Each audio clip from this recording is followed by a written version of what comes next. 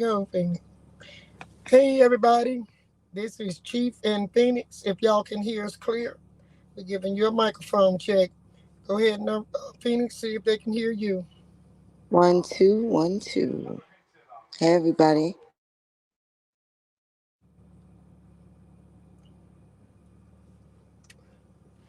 Wait and see if anybody hearing us out there. Send us a sign.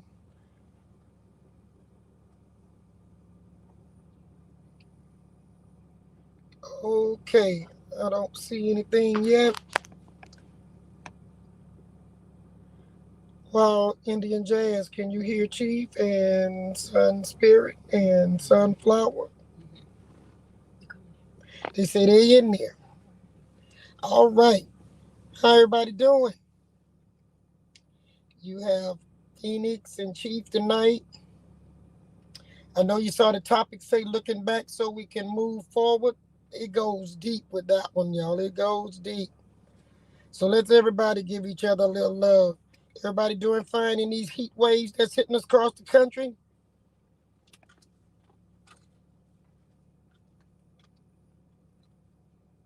All right, they doing great out there. We just want to make this topic hot, Phoenix. It's hot outside anyway, so we might as well pull out the skillet and get ready to make a roux right quick. Y'all ready to get some roux made?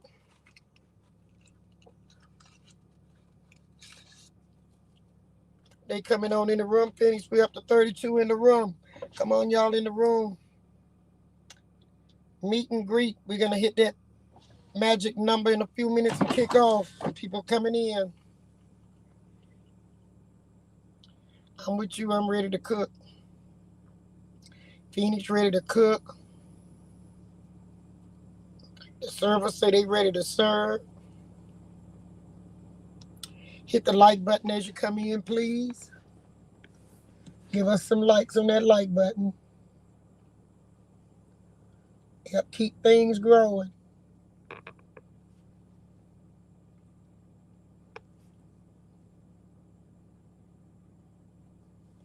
Yeah, share the live. We up to 38 in the room. Y'all, I miss y'all the other day. I really wanted y'all to be on that live. I was so far back in the woods, the internet wouldn't work. Ain't that something? Yeah, throw some love out there. Throw a little love. Throw some hearts. Yeah, we're going to be making roux today because we got to go back in time to come forward. You know, we don't be over here serving no leftovers. We got people out there serving stuff that they don't even know how it was made. They grabbing it out of somebody else's kitchen, putting it on a plate and serving it to you out the window like they cooked it. Don't even know what they talking about. You know, so over here, I'm not saying it, we the only one serving real home cook. I'm just saying on the topic that we dealing with, we ain't going around grabbing nobody's stuff. We bringing you some facts. We're not just trying to be here just to get some hits. One more and Phoenix, we going on. We at 49. Come on, tell somebody, come on. Oh, we jumped to 58. We are on the air now. Ain't no need cooking if the restaurant don't have people sitting in it. Okay, that's waste of time. All right, I'm going to start off with saying I thank you all for helping this channel grow fast. But not only are we growing fast, we getting facts out fast. And that's what this is about. Numbers is power. And we're going to start looking back so we can move forward to see what the enemy did with numbers that we now are dealing with the issue. Okay? Yeah, we got a full house finding out feather. I wanted to make sure the house was in and everybody was seated before we got started because we're going to talk about this looking back so we can move forward. I was talking to Phoenix earlier today and she said, Chief, some of this stuff happened before I was even born. I said, well, Phoenix, some of this junk happened. I was only 9 years old. And the reason Chief know a lot is 'cause I had a lot of older people that was around me within my tribal community, and then later with the civil rights community. So I was able to get facts, not just figures. I got facts. And the good thing is about it, not only did I get the facts, I was there working alongside them and was able to get them to give me a report card on if I was getting it right, what they were saying. I could pick up the phone and call them or see them at the next meeting and say, look, what happened right here?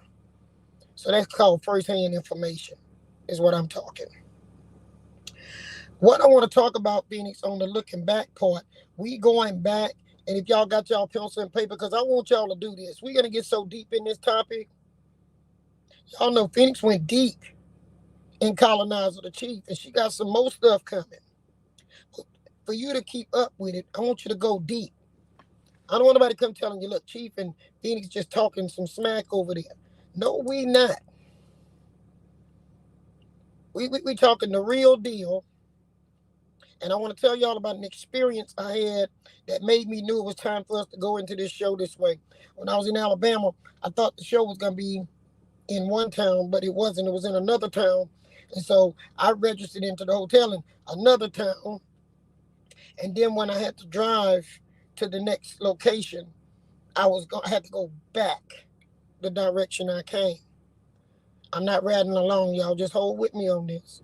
So when I was driving back, I got off this exit that I passed all the time and never knew what was down there, but I was familiar with the name of the town. So finally I get to go in deep. And as I went in deep, I was driving, man, like I knew where I was going because the GPS was saying turn left, turn right, turn this, that. GPS showing me where the stop signs is. And all of a sudden the GPS said you have reached your destination. And my destination was a four-way with a stop sign and some trees. No building, no nothing. Now ahead of me, Cottonwheel and Sharon and them had already made it there to set up so that we could do the line. I couldn't call them because the telephone also left when the GPS left. What I'm trying to tell you, we can't depend on some of this equipment out here. And then I start thinking that's what happened to us in the movement.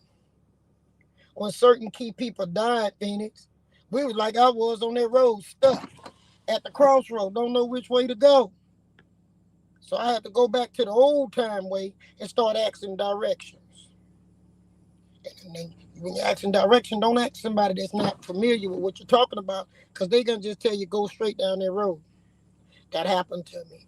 And then a local was on the side of the road by his house, and we asked him, he said, just turn around, which I had already did. Go back over the bridge and take the first left. And he put me back on track. Right down the road, there was where I was going, right on the right hand side of the road. So you got a left hand side and a right hand side. Thank you, Corner, for the $20 donation. You got that right hand side where the right information was you rightly trying to get. You got that left hand side that you might have to make that turn to get to that right. But you have to do it on the right timing. Are y'all with me? If y'all understand what I'm saying about being lost, let me see y'all show me you understand what being lost is and having to find your way. Have the GPS ever taken y'all the wrong way? Because it did. We're going to go back, Phoenix. I think we're going to start. Do y'all have y'all paper and pencil? Show me a symbol that y'all ready to go. Because you're going to have some things we talking about that I want you to go look for yourself. Got 82 people in the house, boy. The kitchen is boiling.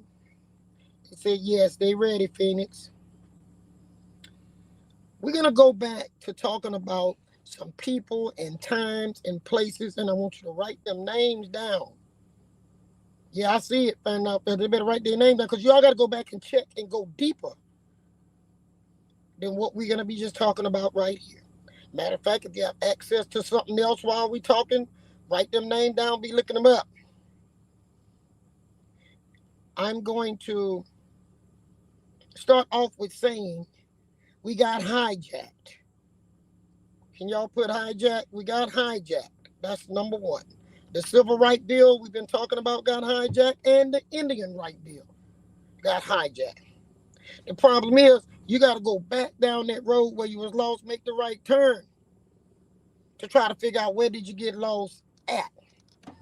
So I start driving down the road, and Phoenix was driving, and we found out we got lost somewhere around 1968. See, when Dr. King exited the scene, that was the GPS. And then a whole bunch of people start trying to give directions. Are y'all with me? And some of them people wasn't giving direction to get you to the place. Some of them was giving you direction to take you their way. Do y'all understand what I'm saying? All right. Around 1968, we start getting hijacked a little bit above that, I would say. What you say, Phoenix? Somewhere around with the voting right bill, and then the civil right bill, and the Indian right bill. All these things brought about some changes. Y'all know that Dr. King and Ishmael was somebody on the last time we had a live.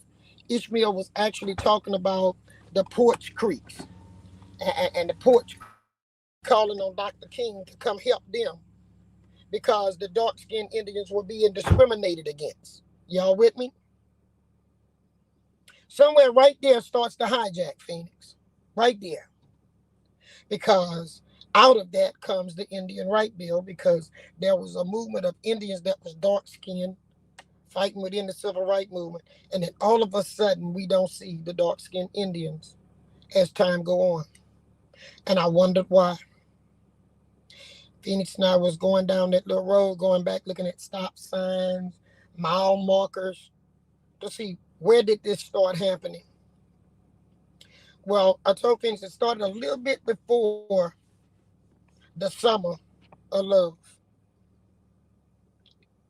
I'm gonna back up a little bit because I want Phoenix to come out. She's ready to go, y'all. She got pots, pans. I'm gonna let her tell y'all what she's seeing while she's going down that road. Okay? You see something. What you see, Phoenix? Definitely, you guys want to check out the Summer of Love. Give me a second. Let me drop this link in there for y'all so y'all can familiarize yourself. Okay. Part of the hippie movement, there was a lot going on, especially out in the Bay Area. We know that.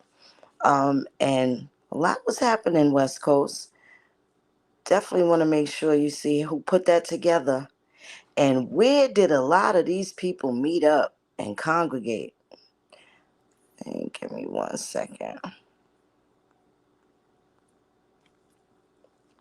Y'all could just Google Summer Love now. Hold on 1 second. Leave about 1967. It's gonna be like a classroom today now. Y'all gotta go get the information so you know for yourself. So nobody cannot fool you no more. You're going to the hijack base. You're going to where that road made the wrong turn when the GPS went out. And that's when Dr. King died. Now I'm gonna give y'all this link. Of course, y'all know y'all do your own due diligence. Let me give y'all this so y'all have an idea what the Summer of Love was about and who was there. And that would include Woodstock, even though it's not the same time. But these couple of years, very pivotal during the Vietnam War. There was a lot going on. The death of Martin Luther King. I just dropped the link in the chat for you guys, um, so you can see what the Summer of Love was about, where it started in the Bay Area. Um, Hundreds of thousands of people, I would say children of politicians, everybody, because you can include the Doors, Janis Joplin, all of these people that we know that were at Woodstock. Um, a lot of people congregating for the Summer of Love. And guess where the epicenter for most of this activity happened? Not just New York at Woodstock, not just in California in the Bay Area, but also New Orleans. Oh my goodness. New Orleans is always at the epicenter of something. Louisiana is the hotbed for corruption in this country to meet up and discuss and participate in corrupt activities against Indians. Oops, we lost Phoenix. She'll be right back. Hold tight.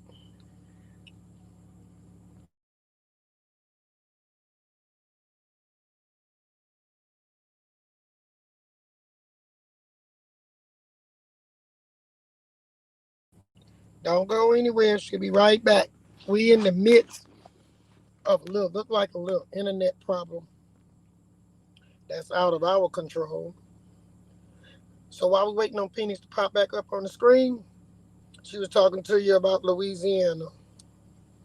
Louisiana just keep popping up everywhere in the midst of all of this stuff.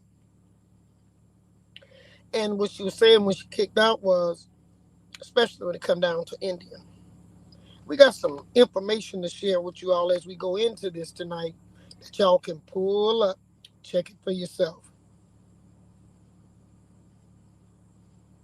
Okay, I'm gonna answer Jacob right quick. Do I have any connection with the Choctaw Nation of Oklahoma? I call and talk to them if I have to, but I don't have to have no connections with them. I'm my own nation. I didn't go to Oklahoma for my residency. I was part of Article 14. We stayed home. And I'm not being rude. I'm just telling you like that. Yep, Mark, the Mardi Gras gonna come in on this soon. Phoenix get back. It comes up to that too. That summer of love pulled together a lot of entertainers, a lot of politicians' children, a lot of our future politicians, a lot of the future leaders in our universities, a lot of our news broadcasters came out of the summer of love. Summer of love led to a couple other things too. And I'm waiting on Phoenix to come back. Yeah, drugs was there. Drugs, experimental sex. That's what the summer of love was. And a lot of illegitimate babies going back home for somebody to take care of. A lot of people, children lost their lives, got hooked on drugs, and never got back straight. Okay? But it gets much deeper than that. And what we're going to do tonight is we're going to be calling some names when Phoenix come back. These names is important. And these names start connecting across this country. And if we don't call these names, y'all ain't going to be able to find the story.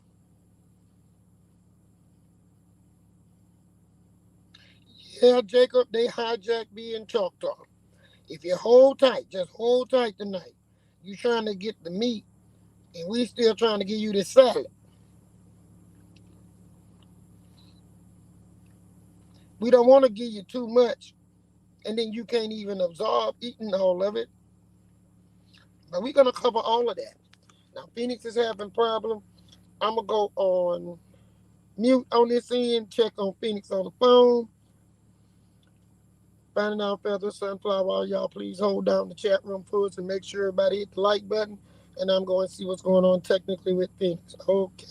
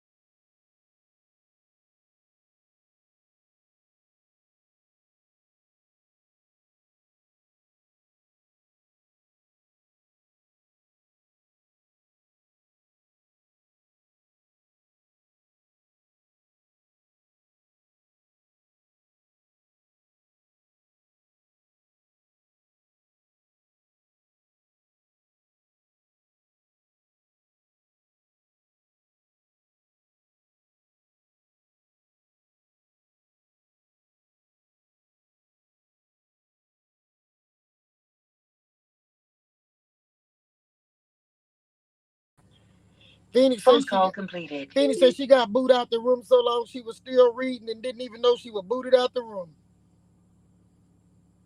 Here she come, y'all. She coming back. Here she is. She back. We ain't gonna let them keep booting out. We'll just keep letting her in. Okay, Phoenix. Yes, ma'am. I was just a reading. I had no idea that I wasn't still there. You left at New Orleans. Look, you left at New Orleans. Oh my goodness. Let me see. Let me go back. Oh wow, New Orleans is back up. Yeah, you go back. Okay, 1 second. Yeah, she got some heat. She bringing chili peppers and everything else. Come on, we got chili pepper, hot pepper, cayenne pepper. We got pepper. Oh, so as I was saying, like New Orleans is always at the epicenter of just so much activity. It's crazy, especially corruption against the Indians. Let me see. That's where you left off at, right there, on that. Did we speak about? Did I mention Chet Helms? No, you didn't get to none of that. You just left on hard on the Indians. Oh my goodness. Okay. The role of mass media for many of the counterculture, the Summer of Love was an accident precipitated by the widespread consumption of music, television, and magazines. Songs, programs, and articles began documenting the activities of the countercultural community in the Haight Ashbury district and the advent of the human being, according to Chet Helms.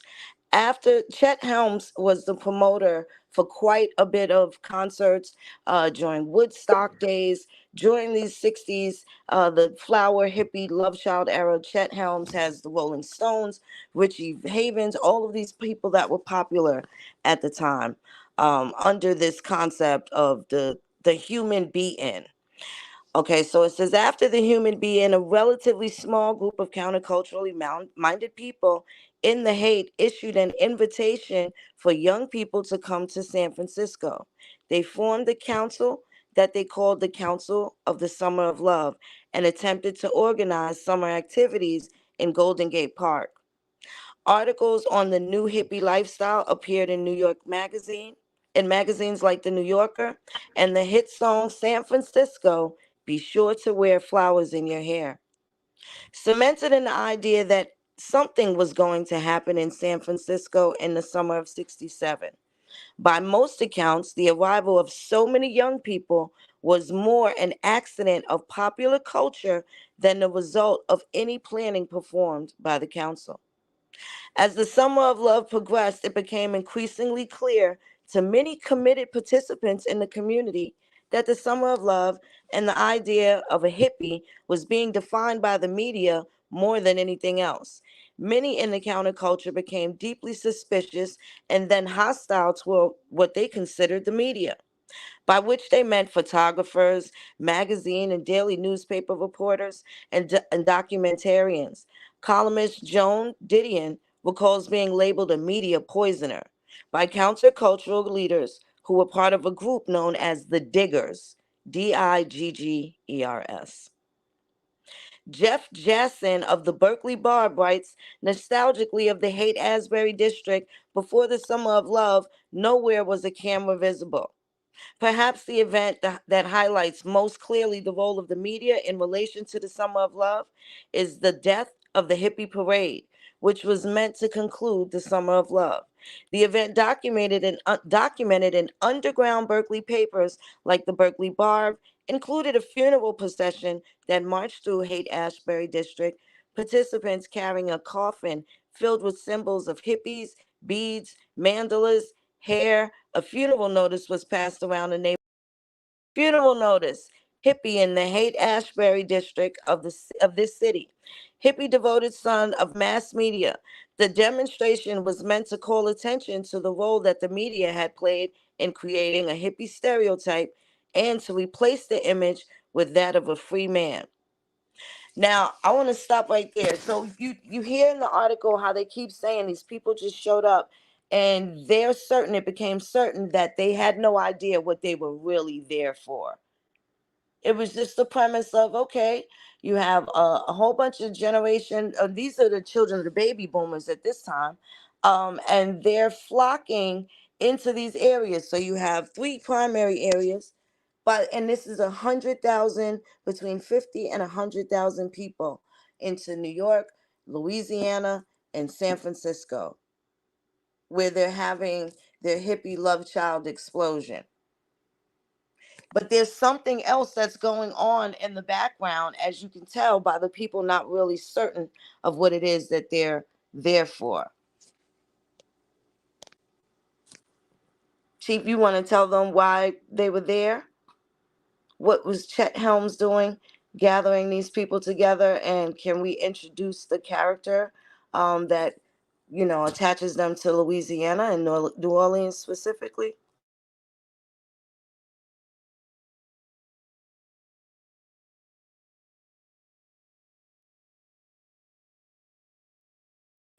Are you able to hear me, Chief?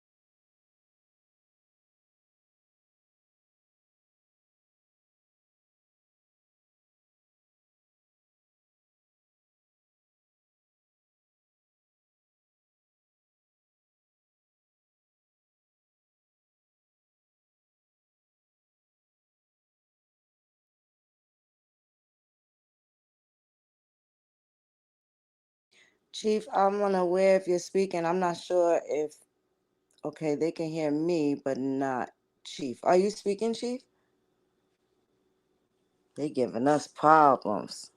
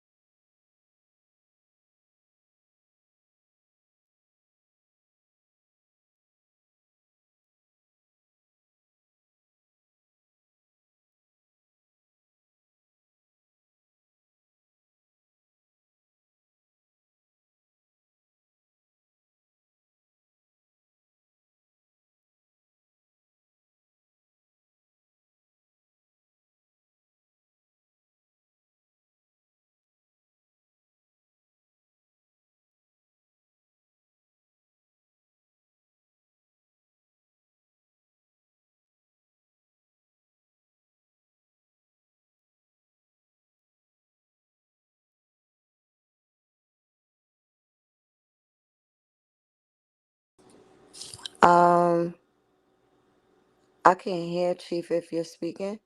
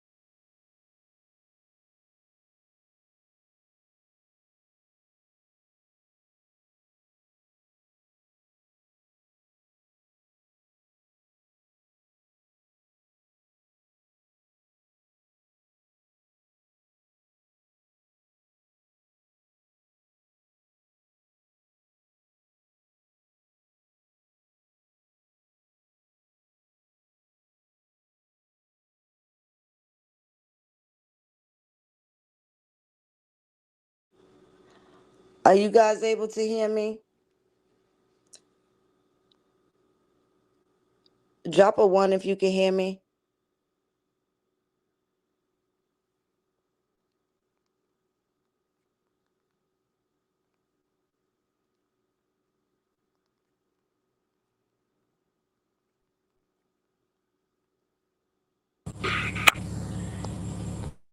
Okay, we are going to Chief. Wait a minute, I was able to hear you just now. Yeah, I came back in. Oh my goodness. Okay, I was telling thought we were gonna have to start over. I tried one of them little things on just leave the studio, re-enter, and it worked. Okay, everybody can hear me now? We are Y- back. Yes, ma'am. They don't want this story out, man. See, we got to realize they've been making us fight each other. And while we fighting each other and worrying about Democrat, Republican, and they all the same people, the children of the Confederates and the Dixiecrats and all of that kind of stuff. Okay? Now, we went down this road, Phoenix and I, Mr. Waldo, and Mr. Waldo phone got where it wouldn't work. So look like every time we go to talk on this topic, we losing out. But this is what we're gonna do. If we gotta start over again, we will. But we're gonna tell y'all this the root of the problem.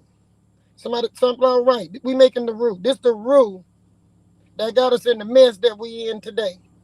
And what's funny, some of the same little uh uh um what would we call them? Debris from that mess is still here today. And we got to tell y'all because you're going to find out it ain't the white man, the black man, the red man. There's a lot of them, all of them. Phoenix, back where you was because they don't want you to read that. Yes, I did drop this. Let me drop this in here for you guys too, just They, so you can they have it. read. So, They don't want nobody to know how the hijack happened at what mile marker. hmm. I know that's right. Let me drop this in here for y'all. This time when we get on the right road, we're going to be watching for some of these tricks that Phoenix and I finna give to y'all in this recipe of hijack. That's what this recipe is called. The recipe of hijack. Put it up there on the thing. Type it in so they blocking us. Type it in so everybody see it. I put it in the I put it in the chat. Okay, that's the hijack recipe. It starts there.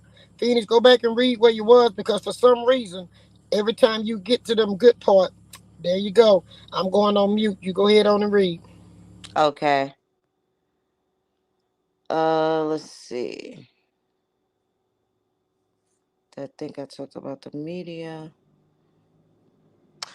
Performance. Countercultural disdain towards the media was complicated by another countercultural trend that participants in the counterculture were developing: guerrilla theater. During the Summer of Love, the San Francisco mime troupe used the street theater to make political points. The group was known for putting on thought provoking and just generally theater meant to make social and political critiques. The theater opinions of leaders and memes troupe like R.G. Davis, Peter Berg appeared regularly in these underground papers. Davis continued working with ideas of guerrilla theater, collaborating with the media minded Abby Hoffman on a number of demonstrations where were intended to leverage the power of mass media to the countercultural ends. The Summer of Love was a moment when participants in the counterculture began to realize new ways of leveraging its power. Okay, I'm going to stop right there. Hold on one second. I got something else for y'all, because we got to introduce a couple of characters. And how does the summer love uh hijacking part of the hijack? You want to introduce the next character, Chief? Yes, I do. I would like to introduce one of the next person we're gonna talk about. Y'all all remember Tom Ackland and them doggone sweet potato and eggplant gumbo. Well, now we know why he's talking about sweet potato and eggplant gumbo because a lot of cooking went on in New Orleans back then. So I want to go back to introducing one of the friends. We've been down the road. We drove down the mile marker, found the street where his name was, and turned on it. That person we turned in on was become a friend of the friends that connects to the good part of this meal. And as I call this name, that still ain't the meat, babies. Not the meat. We just fixing to throw in the onion in the roux. What took us down this road for you all, was Tom Maitland, and I took a turn on the road and thinks that road is called Goat. So I turned on Goat Road in Phoenix, and I was driving down Goat Road, and let's see what was down that road. I'm going back into Mute Phoenix. Take me down the Goat Road. Drop the link in the chat, and this article is called Getting My Goat. When an old friend and street preacher from New Orleans called just before Hurricane Katrina hit, I offered to help in any way I could. I let him live in my ranch, wear my clothes, drink my beer, and yap endlessly on my phone. But after 2 years of hospitality, I did what any other gracious host would do. I tried to get rid of him.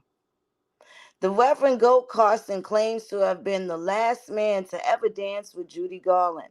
The place was the Salvation Club in New York City.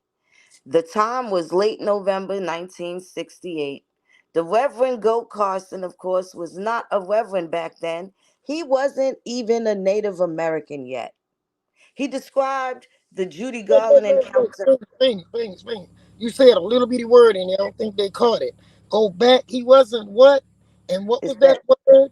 And y'all, I want y'all to type that in when she say so. When they come to get leftovers, they see we're gonna leave key words for them to understand. Read that last little paragraph one more time. the time was late November 1968. The Reverend Goat Carson, of course, was not a reverend back then. He wasn't even a Native American yet.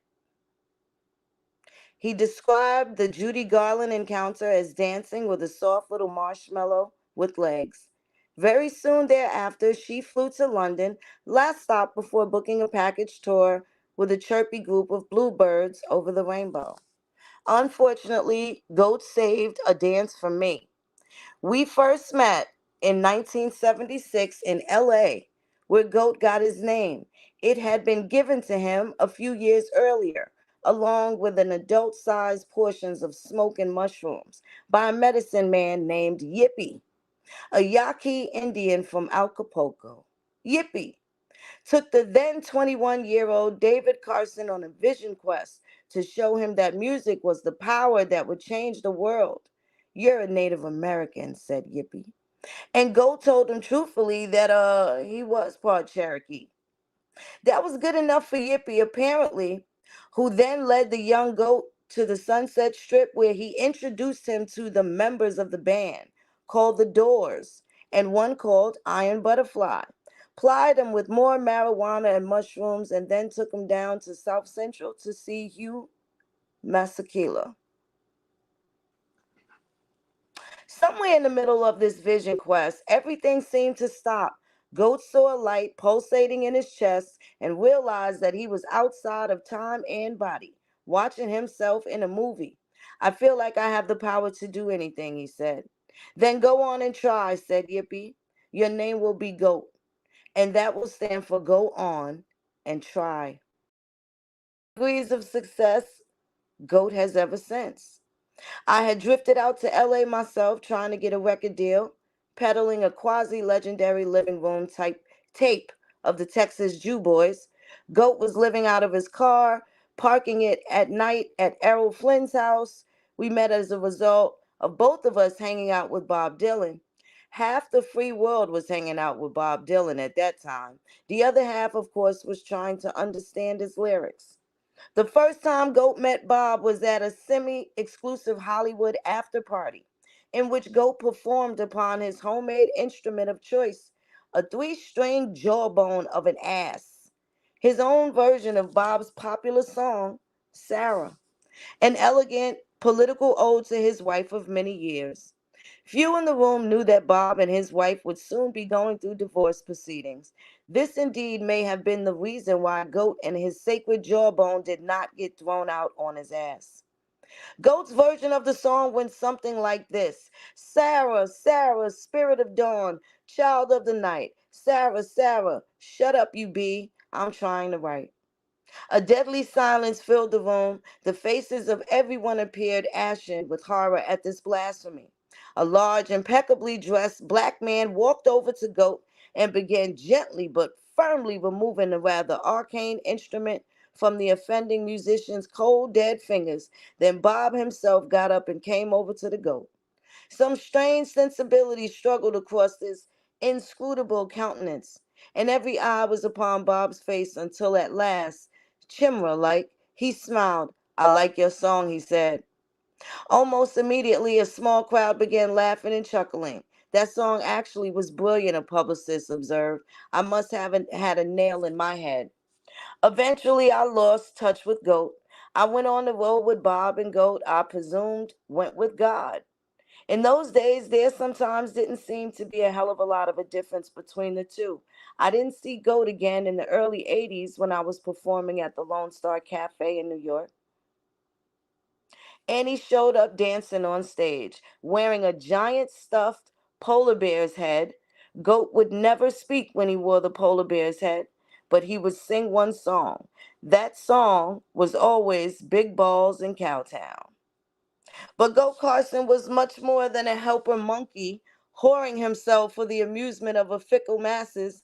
Goat was also a visionary, a veteran soul imbued with a deep mystical nature that often manifested it precisely when the chips were down. Witness this virtually spontaneous little poem Goat delivered to a crowd at the wake of our mutual friend Tom Baker in New York in 1982. He just sat down at the same bar stool. He was still living for the day. He still wasn't worried and he still wasn't married. Don't count on tomorrow, he'd say. Between the gutter and the stars, people are what people are. Tom Baker was a friend of mine. Our American lives had intertwined in LA and New York, and now they would shatter and split. After the death of Bakerman, a personal fast lane hero of mine, I returned to Texas while Goat remained in New York. We did not see each other for almost 23 years. I wasn't even aware that Goat had moved to New Orleans or that he'd become an ordained street preacher. It would require an act of God to bring us together again, an act of God in the form of a woman. Her name was Katrina.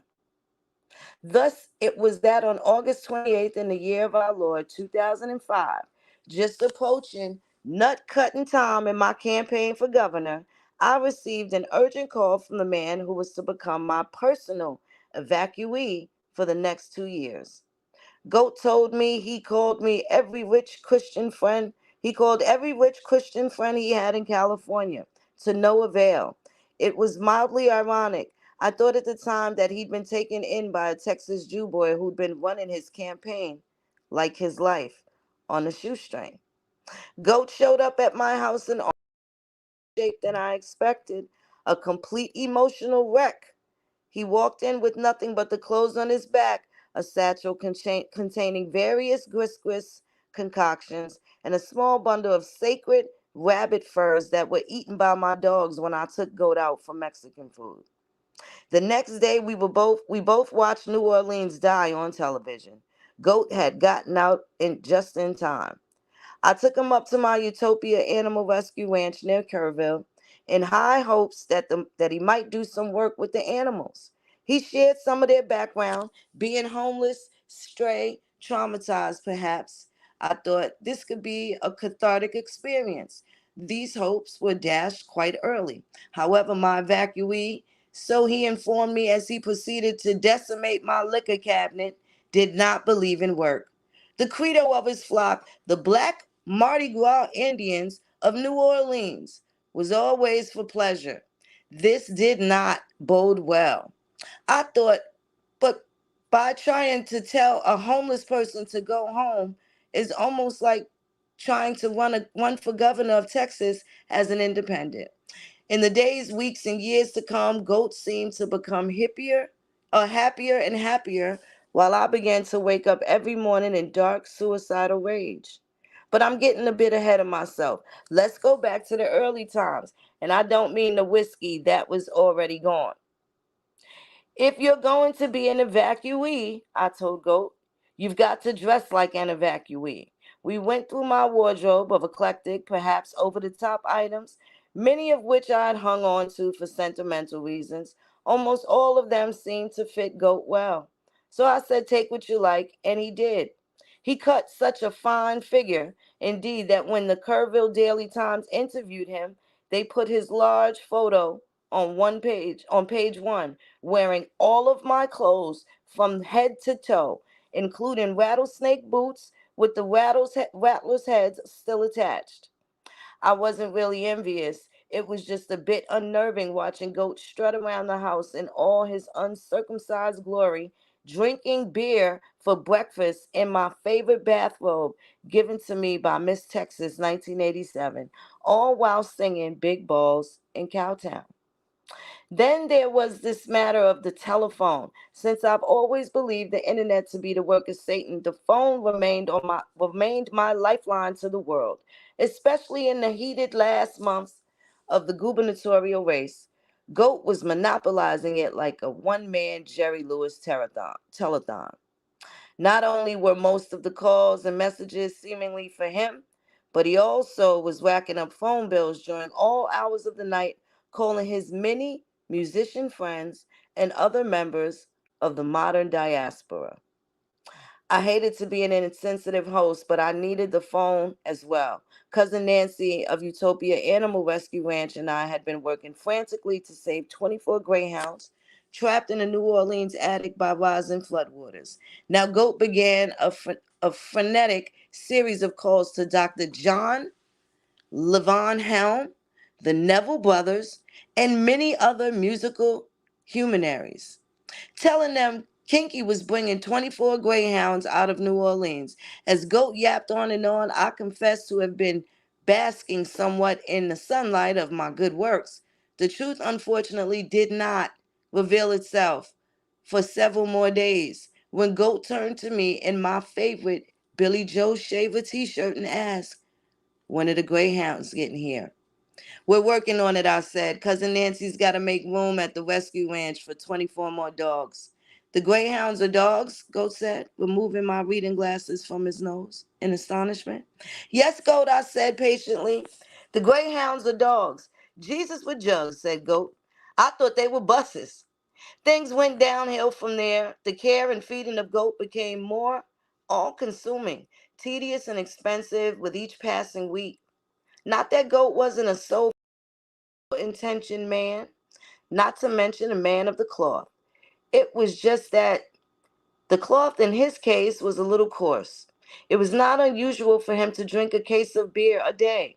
At dinner parties and restaurants, he would sometimes take his teeth out and make loud, obnoxious spitting and snorting noises into his hands, creating a New Orleans beatbox. He often would endlessly describe sexual desires towards women in television commercials, declaring them table or not table, and always providing running commentary on all bodily functions in colorful, though somewhat graphic language, such as letting the possum out. Don't get me wrong, despite some rather glaring personality and hygiene drawbacks, there were as well many spiritual and charmingly human aspects of this modern day holy man. First of all, he did not proselytize. This can be important when you're a Jew and you have a street preacher living with you. The Reverend indeed proved himself to not only be eccentric but refreshingly ecumenical as well. During Thanksgiving, for instance, Goat opened up proceedings with what he called the cowboy prayer. Matthew, Mark, Luke, and John, hold this horse while I'll get on. As an afterthought, the Native American essence of the man also manifested itself. Goat's Indian Thanksgiving prayer went as follows: thanks for nothing. When Goat was not on the phone at my desk, he busied himself sitting in my chair wearing a terrific Hawaiian shirt I've forgotten I had, drinking beer and watching the History Channel with almost pathological persistence. He moved so little. I worried, in fact, that goat might himself evolve into a historical artifact. I had never personally been responsible for the health, education, and welfare of an evacuee, and given that he might well have been traumatized by the experience, I still did not see how the therapy of sleeping, drinking beer, and watching a History Channel was ever going to get the goat off his ass and back to New Orleans. It was time for tough love. I assigned Goat the daunting task of being the nanny for my 5 dogs, the Freedmans. Some say Freedmans are spoiled rotten, difficult, demanding dogs, but this is not precisely true. They are merely older dogs who like older people. They have become pet set in their ways. Soon the Freedmans could have been following Goat like a flock over the hills and valleys of the ranch. Perky, Mr. Magoo, Brownie, Chumley, and Fly all seemed to be quite fond of Goat and to accept him more or less as their spiritual leader. Goat himself fed this religious fervor by dressing the part, wearing my black Willie Nelson sweatshirt with the hood over his head and carrying a large staff. He looked like a cross between a biblical shepherd and a grim reaper. Using his New Orleans background, Goat soon began cooking for the Freedmans as well. He named one dish that really seemed to catch on the triple dragon. It consisted of bacon, chicken livers, and chicken gizzards. It wasn't long before the Freedmans, normally a rather cliquish clan, had welcomed Goat into the family. The one holdout was Mr. Magoo, who, while he was fond of Goat, would never permit him to sleep in my bed when I was on the road. It was during the time of harmony and bonding that Fate Monkey struck again. Goat, who was now wee weeing, to use his term, and letting the possum out approximately every 5 minutes, received yet another blow to his fragile physical constitution. Ghost came out of the guest house one morning singing, "It's a double possum morning. Babe me left me without a warning. Sometimes in the night."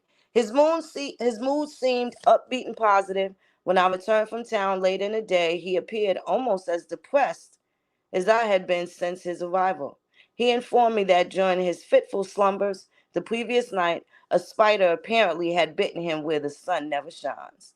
This amused me greatly, which only plunged my evacuee into deeper, darker depression. He took his Indian knife and cut up half my aloe plants and applied the natural spider bite. This Native American remedy soothed the wound, but apparently only temporarily. Goat then proceeded to pillage what was left of my Jameson Irish whiskey, applying equal portions both rectally and by mouth. He claimed that the healing process had begun. But in the morning, I noticed the level of my list of, y'all noticed, did y'all realize? He applied equal portions both rectally and by mouth. Whiskey. He claimed that the healing process had begun, but in the morning I noticed the level of my Listerine bottle had dropped precipitously and the cap was loose, causing me to spill the rest of it all over myself and the floor, and causing me as well to curse my evacuee, who just rounded the corner carrying a large flagon of Kona coffee and leaving. I noticed a very small amount in the pot. His spider bite was doing much better, he reported. Any house pest will get on your nerves after 2 years, particularly if the person has been a victim of what must certainly be considered one of our country's greatest modern tragedies. My evacuee indubitably did his best, not only cooking for the Freedmans, but also serving up great New Orleans style meals for both of us. He labored in the important task of the West Coast under assistant hummingbird man, helping his host with his only hobby, feeding the hummingbirds. You can't ask much more of your fellow man.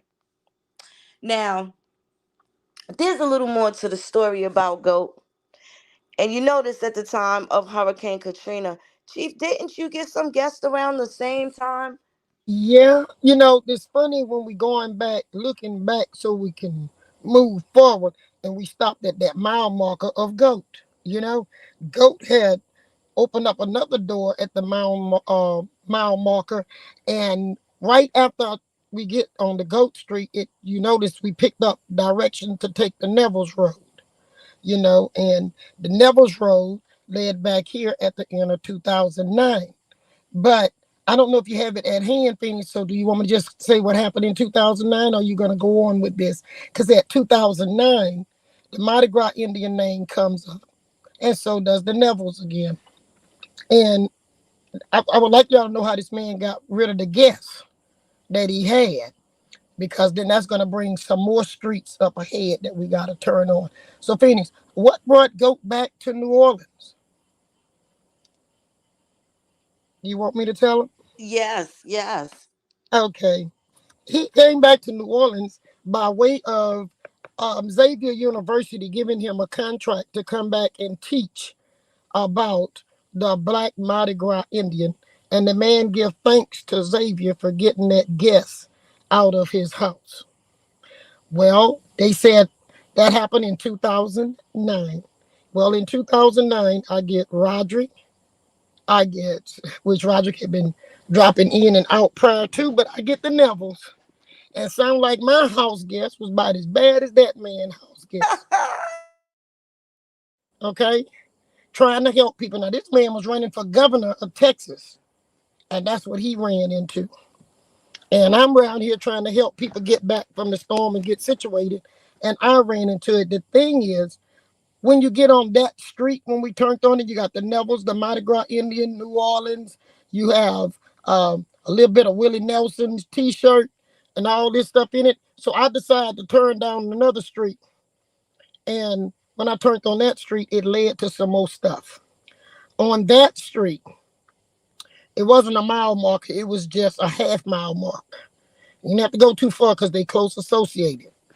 So it showed him coming back to New Orleans and teaching about the Black Mardi Gras Indian heritage, which, if you can remember, way back on the mile marker we was at, this man wasn't an Indian yet in 69. So now he's teaching about Mardi Gras Indian. So while he was teaching about Mardi Gras Indian, we decided to go down the half marker. And the half marker brought us to why they brought him back to New Orleans. They brought him back to New Orleans because he was the creator and founder of the White Buffalo Day.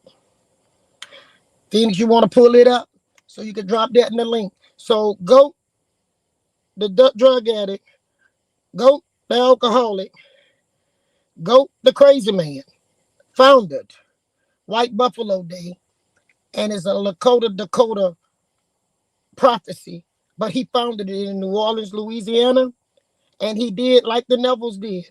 He went and got somebody to give him recognition to that day from the city council of New Orleans. All this stuff can be pulled up. I'm not out trying to tag the Nevilles because I wasn't looking for the Nevilles. I was going down the Goat Trail. And while going down the Goat Road, Neville's Road jumped up. Gave me clear understanding, 2020 vision. It wasn't an accident what they did here with me. It was a long-term thing that had been being used since 1967, 68, 69, and it was something that was birthed out of the association of a group of people coming together in summer of love. Now, I'm going to back up. I want to hear y'all response because we ain't rushing this. I think we're going to see y'all more than once this week on this topic because we ran into a lot of streets down this road. Okay, come on. We No surely cursing. did. Bello 85, we don't curse over here like that. You can use the mild word, but not that one. Okay? I dropped the link in the chat, and Because this we will is delete what you said. Because I will be the one deleted. Children listens to this channel. So over here, we're going to keep it clean and respectful. Go ahead. I'm just being honest with you, baby. This here more serious than church. Because, you know, people go to church and come back and do whatever they want, and they curse on their way there and cuss back. Here, we for real. Leave it alone. You ain't got to get that drastic. Okay? If you can't say something kind, just hit some of the emojis. Okay? All right, baby. But if you curse one more time, them ranches is gonna get you. And Chief telling the ranches to take you. Y'all got that? Okay. What y'all got to say about what Phoenix done read so far? Y'all gonna understand where that turn came in that road? Cause it get deep. We just starting up Phoenix. yes, Now, ma'am. tell me what y'all think GOAT is. I'm looking for y'all response. Looking patiently.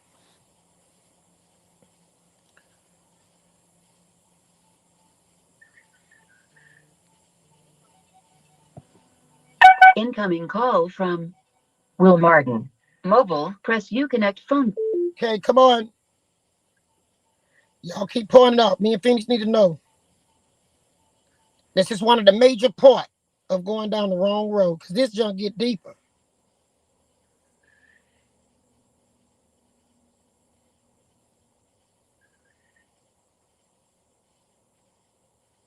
Name the man. Go on and try. Yep, that's Oh his man. name. Go on and try. Go. So this is where we learned that goat helped the white buffalo be born at his passing away. So this is June 25th, 2018. Last week, Offbeat.com reported on Reverend Goat Carson, who was in hospice care. Unfortunately, the celebrated local personality has passed away. Papa Molly, a longtime friend of the Grammy winning songwriter and Dr. John collaborator, confirmed the news of his death with a lengthy, touching post on Instagram. Rest in peace, old friend. I used to jokingly refer to you as the Forrest Gump of the counterculture because you always seem to be, as our friend and songwriter partner, John would say, in the right place.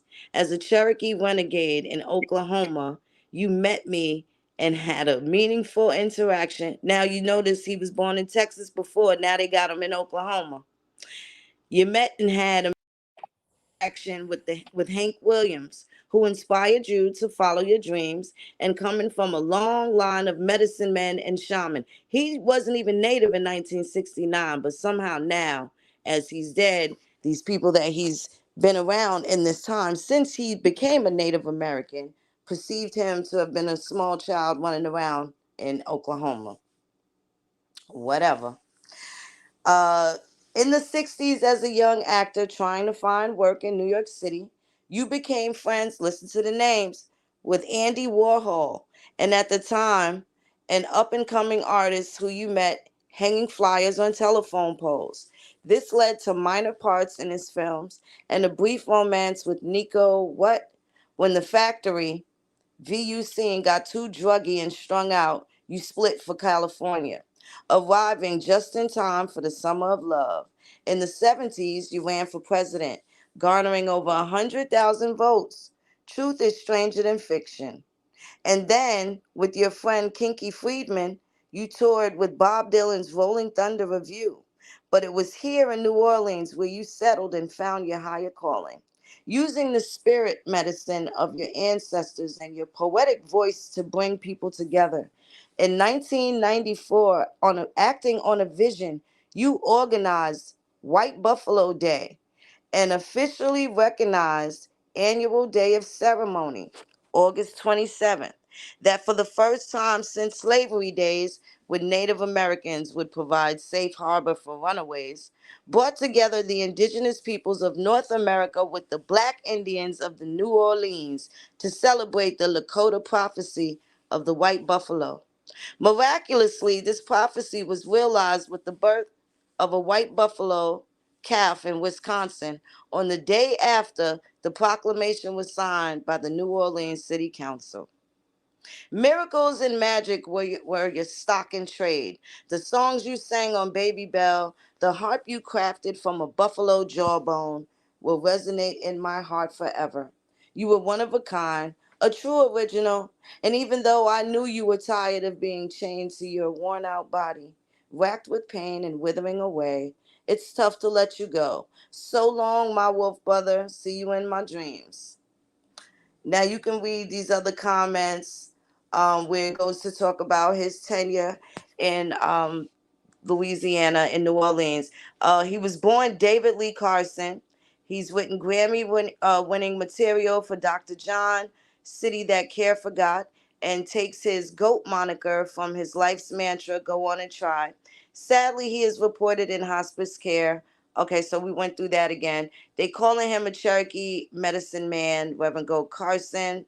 Um, you can see the pictures of the man, and again, they gave his birth of a Native American somewhere around 1969. Okay. I want everybody. We got 170 people on here. All y'all hit the like button because you're getting information. Come on, leave a tip. Leave a tip. Tip is hit the like button. If you haven't subscribed, subscribe. And everybody on here put hijack and fraud. I want to see hijack and fraud because we delivered it to you. This is how the Indians that look like us lost their identity. The music industry, the movie industry. Now, that was on that road, and we ain't all deep on that road, but let me hear y'all leave a message for him. Come on now. Do y'all think he's an Indian or is he a hijacker and a fraud? Is he a chief or a thief? And now we got to understand the guest that I got in 2009 was children of his. I thought Tom Ackland was all of them. No, Tom Ackland only was a group of his father. This is the father of the ones that was in the entertainment world. So now we know how they Indians and they name keep changing and they keep changing tribes. They got it from the master himself. Okay? The man that created White Buffalo Holiday got it chartered in Louisiana by New Orleans. Now, why would the Lakota tribe chief need a holiday in New Orleans with black Indians? Why?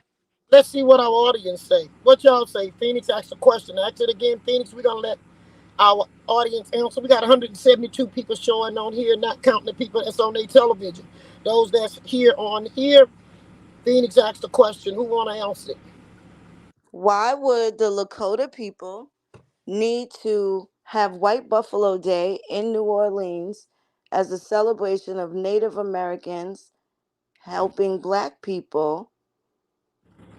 I'm just really confused. Why would the Lakota tribe, South Dakota Lakota people, why would they need a holiday for their prophecy of the white buffalo in New Orleans to celebrate with black Indians, who they're calling black Indians, but they mentioned the connection to the Mardi Gras. And the Mardi Gras are Creoles, they're not Indians at all. And those that have the lineage, they're still masking Indians in that regard. So I'm just trying to understand. It really doesn't make a lot of sense to me. Does anybody know why would the Lakota Sioux need this man, Go Carson, to help them get a Lakota holiday in New Orleans? If y'all like what you heard, give me some eyeballs and fire. Cause that's hot. But eyeballs is for looking back. We going to look back. They better So erase everything Phoenix they got on the internet and whatever magazine because we're going to find it. We're going to find it in the day or we're going to find it at night. But we on a 24-hour search for it.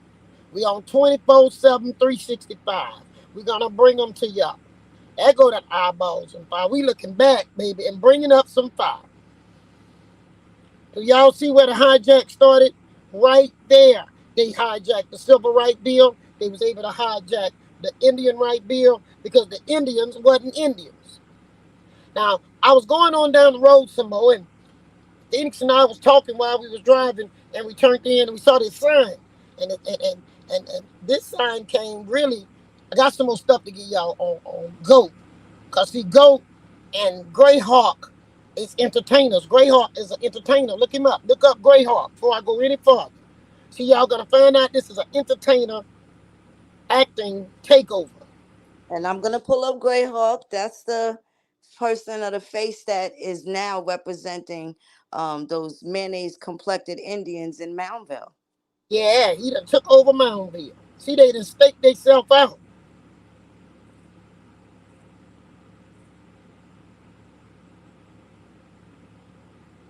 Are y'all learning anything here?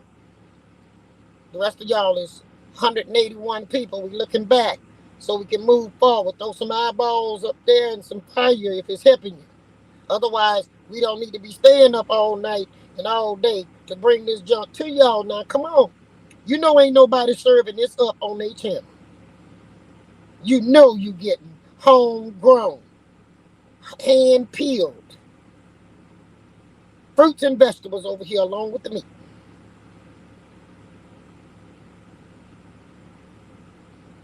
You know y'all gonna have to go back and watch this video again now. Because they got a lot of juicy stuff in there y'all gotta pull out. Yeah, we ain't even 25% in. And we ain't 10%. It's gonna take more nights. Y'all ain't gonna wanna hang in here for us to give y'all all of this at one time. We got that part one, two, three, four, five. And we got the names to go with it.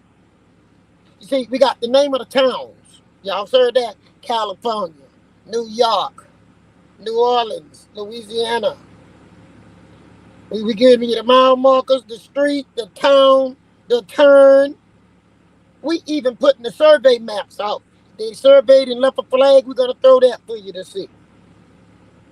Okay? Now here we go. We're gonna go back down this road. I end up going speak the other night. Some new names popped up. The gentleman that came sit at my table, and y'all gonna get to see the video from the thing. Sharon working on editing it for you. We were so far back. Good thing we had the camera crew still doing the recording, so you'll get to see the program that I promised. Didn't lie, it's just on delay. And while I was there, a gentleman brought up a name, and that name didn't ring no bell to me. See, cause I'm not out here trying to play Indian running to no powwows that they talking about they having. Cause I know that junk ain't real. All right. So this man kept dropping this name. So Phoenix, I'm coming up from that Goat Street. When we went, that Goat Street ended up getting power off the other. The other street was the main street. Goat Street wasn't the main street, y'all. So then That's we ran right. the other street, and that street was called Mean, and I didn't know who Mean was. So we decided, me and Phoenix, to drive on down Means Road. Okay, and that's where we start finding out where the Dakota come in, and how it linked it back to the summer of love. Man, that summer of love, Phoenix, we can't get through with it, huh? It's taking us from coast to coast. Sure is. So we turned in on the Mean Street.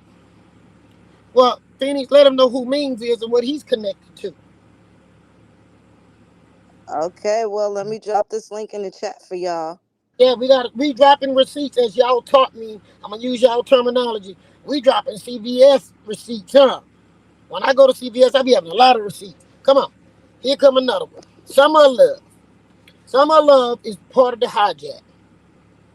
Okay, A lot of people may be familiar with that face.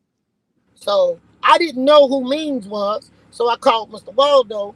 I said, look, I was so far back in the woods I couldn't look it up, but this was the name. And then Sharon and I gave Mr. Waldo the name, and he pulled it up, and the name didn't ring a bell. But when I saw that face, I was like, wow, that's Means. Russell Means. So Russell Means is connected with Tom, not Tom Ackland, with Goat. Tom Ackland and Grey Horse was Hawk is connected to the street that you turn on to get the goat. Y'all with me? Want me to do it again? See, because I'm leaving from my house driving. I run into Neville's. Neville's run me into Goat. Roderick runs you to Goat. So that means Goat was one of their main person.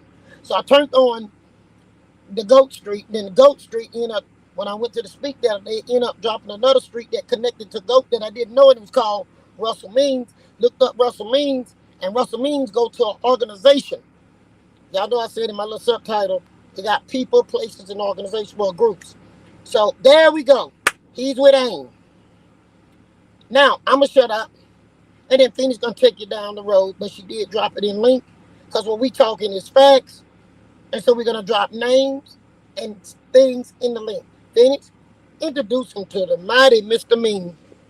Okay, AIM. well, should I start with his obituary and then go backwards, take him back to the summer of 60, 69, the summer of love? We taking him back to the summer of love, but his obituary came out of a New Orleans, y'all. New Orleans got the Lakota Indian in their local paper. And what did we find? Go with the obituary. Okay. Russell means obituary, Sioux Falls, South Dakota.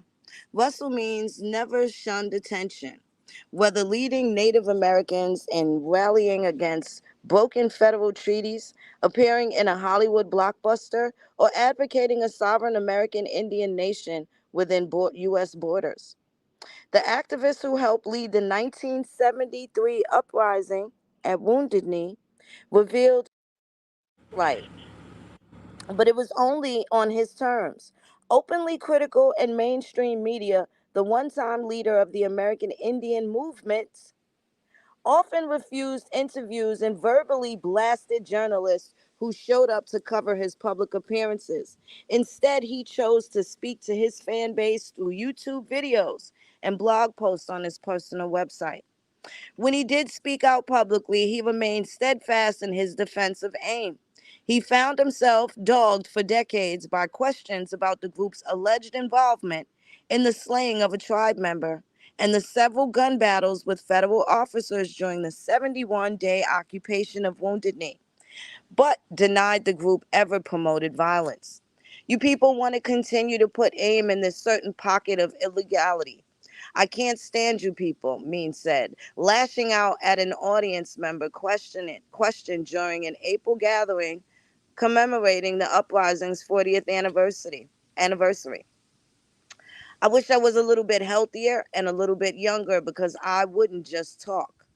Means, who announced in August 2011 that he had developed inoperable throat cancer but told the Associated Press he was foregoing mainstream medical treatments in favor of traditional American Indian remedies, died Monday at his ranch in the Porcupine, South Dakota. Oglala Sioux tribe spokesman Donna Salomon said he was 72. Born in Wanblee on the Pine Ridge Indian Reservation, Means grew up in the San Francisco area. He grew up in the Bay. Born on Pine Ridge, but grew up in the Bay So before becoming an early leader of AIM. I'm going to stop right there. Go ahead, Chief. yeah, stop right there. Stop right there. Here we got another Indian that he portrayed to coming out of the Dakota, but he was born in uh, uh, um, California, and then if you go to digging into him real deep, you'll find another group of Lakota people that was battling him, saying he did not carry the sacred bundle of the white buffalo vision that was given by the white buffalo woman. So he was battling with the Dakota. He was using their story and in the movies, hanging out with the musicians. And now y'all see how the actors and musicians start coming together. So the hijack starting to cook up. All right, Phoenix, we're gonna go on. Means was kind of powerful. Means could talk to the presidents. Means ran for office. Him and Goat was serious about this office running for president thing. Okay, we gotta see what the movie industry played in this stuff. See, we're gonna really serve up history. You know, you're on Cooking with Chief, serving up history. So we're not off our topic. We just going down the road by road, stop by stop. And if there's any houses in the middle that we need to talk about, we will. Phoenix then gave y'all a little bit of Mean. Means was the founder of AIM. AIM ended up being a major voice with elected officials because they carried 100,000 votes when they falsely ran for president as people looking out for the country and loving the earth. Yeah, that's what they call the flower children, the summer of love. So the summer of love bring musicians together, actors, and where Dr. King was fighting to help the dark-skinned Indian on the Porch Creek Inn, they saw where they could mimic it and organize a Indian NAACP. Y'all with me? They organized it so that they could do the hijack because they had the politicians, they had the fake preachers, they had the presidents, they had, Celebrity. that's right, they had celebrities, they had Congress, and they created a United States myth of Indians. Are y'all with me? We looking back. There's another street I'm gonna turn on, Phoenix, but I want to see what our audience is saying. Okay,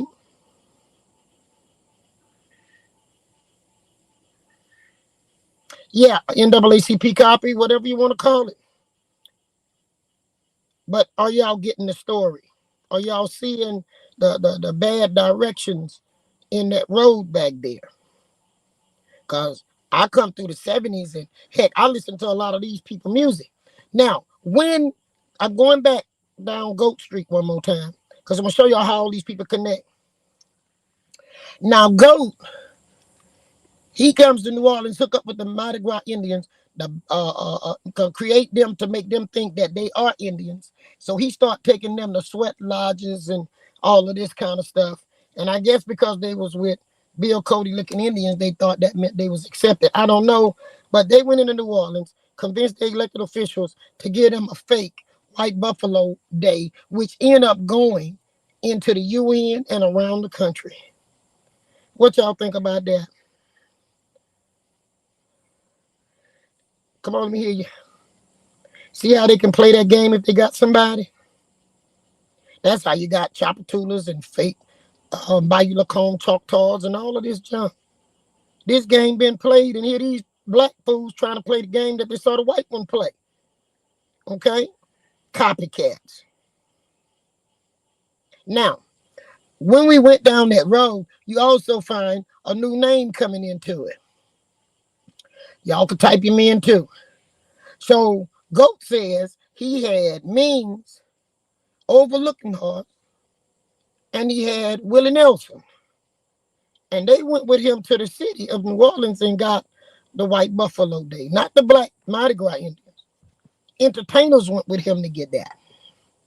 Then they ended up getting this thing adopted into the UN. See how much political power they had? These dope head, alcoholic thieves, wheeling and dealing in politics at the top. Why? That's their friends, family, and all the people from the summer of love. Okay? So when you go down there, now you got Willie Nelson down here for a White Buffalo Day. What y'all say about this? Let me hear you. Y'all know what Willie Nelson good for. He said he still got his original seeds. So what I see we have here is a bunch of hippies that figure they could formulate through politics to get the law passed so they can do their drugs and didn't have to worry about paying the consequences. But black folks went to prison, their family lost homes, houses was raided. But here is these yuppies and hippies dealing around with pharmaceutical companies, manufacturing drugs. And those drugs, along with the CIA, was used where? On people of the community of color. So if you know anybody doing drugs, tell them they need to come watch this show. Because that means they own that street that's going to be the street of destruction while somebody else take your identity in your land. Do that make sense to y'all? But also down this street is power, political power.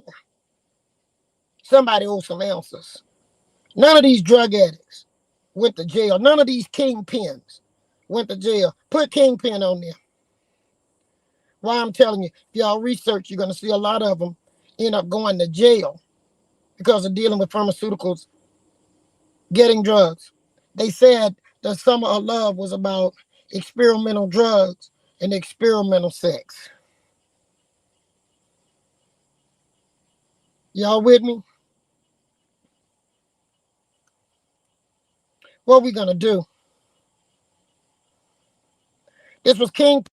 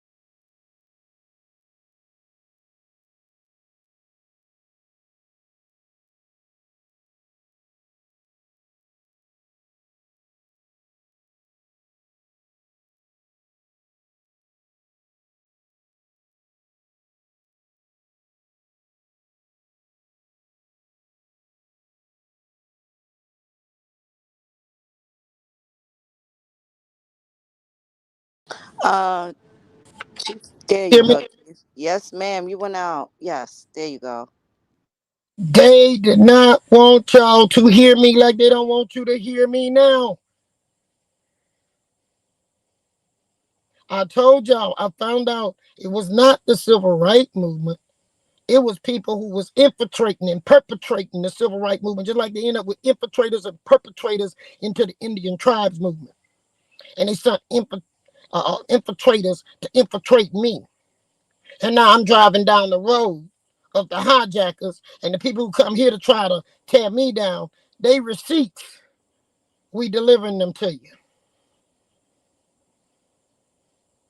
I'm delivering them to you. They call me fake. Come on now. You hanging with the trash.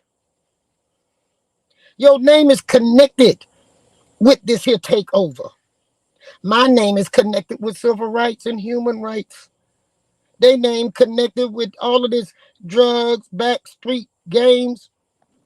Then you start. I gotta go back to Austin, Texas. Yeah, Boogerman or something in Austin, Texas. All of them ran to Austin. Austin been in the picture since the '60s, right, Phoenix? Yes, ma'am. Austin, New Orleans, California. We found Cleveland, Michigan, Baltimore, Maryland. Who I'm forgetting, Phoenix? Did you put in New York? I hope I did. New York.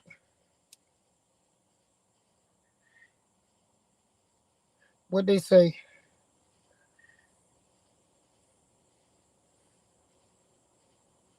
All of these people got politicians. When y'all start following them down that road with your pencil paper and stuff, y'all gonna be like, oh man, we've been had in front of our eyes. Yeah, Texas is in there. Austin, Texas. Oh, absolutely, Austin, Texas. We got all of them in Texas.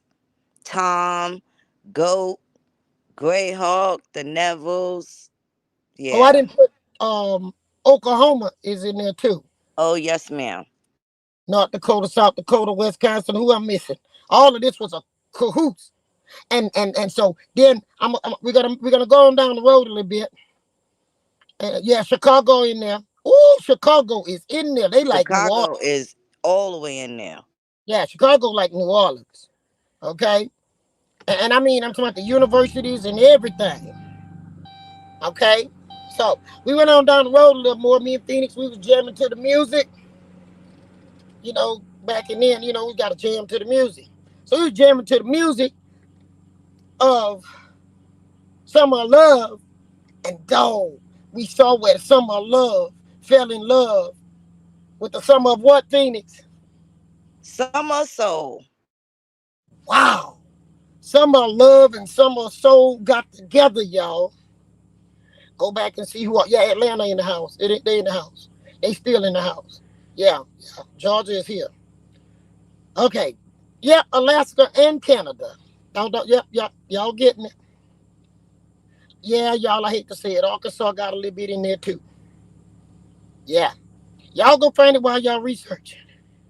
We gave you places to go get your receipt. Take them receipts and go and check on it. It's like when a person give you the gift and the receipt so you can go do your own return. Okay? Now, here we go. Going down that road, we end up with it was so successful with the Summer of Love, so successful with the Summer of Soul, and the Summer of Love got married. Did y'all hear me? Put it in there. Summer of Soul and the Summer of Love got married. That means the entertainers from the black and the white side come together. And Means is the representative of the Lakota, Dakota, and American Indians for all American Indians. It's like they just took over the American Indian image, the American Image Hall of Fame of corruption. So they were gaining power. The black movement was gaining power. Say it loud, I'm black and I'm proud. Yeah. So when the Summer of Love and the Summer a soul got married. They had a baby. There y'all go. Put it on there. We want them to know. We know where the takeover starts. That's the takeover right here. Could put it on there. I had to see it at least 5 or 6 times. We keep going up to 200 and some people. We tell 194 coming on to have a good percentage of the marriage. And I'm gonna urge you guys to look at the Summer of Soul. This is right after Martin Luther King got killed. The hippies is on one side partying at Woodstock, and they got the Summer of Soul in Harlem. And you're gonna see all of your favorite Gladys Knight and the Pips. Please go and check that documentary if it's still on Hulu. If not, you may be able to watch it on Fire Stick. Yeah, they playing with the sound on here. They done cut Phoenix off again. Phoenix, they just cut you out when you were saying what you were saying. Mm-hmm. They playing with the feed. Do y'all understand? Go look at the stuff. It's there. So when these two have a baby, the baby is called Woodstock. Come on, put it on there.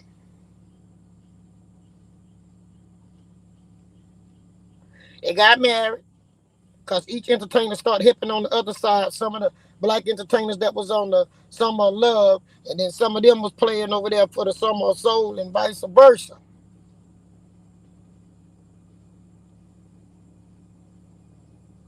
Yep, they got married to steal our heritage. Yep.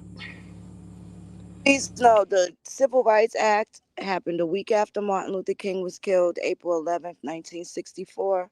Excuse me, 68. AIM was created in July of 1968.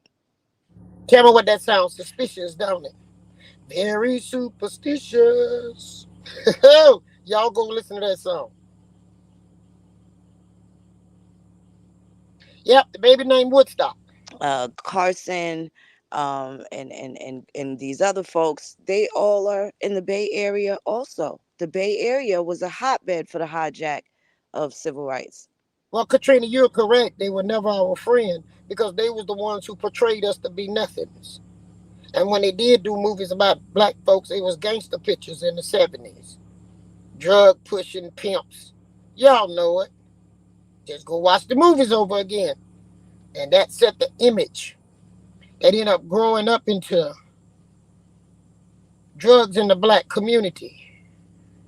The black community under siege. The black community is going to jail now in what someone wrote a book about the modern day slavery. The modern day slavery was born out of them two marriages and the baby that came, Woodstock. So yeah, there was a lot of illegitimate babies made there, but they had a marriage at first, coming together for love and peace and harmony for everybody. They lied.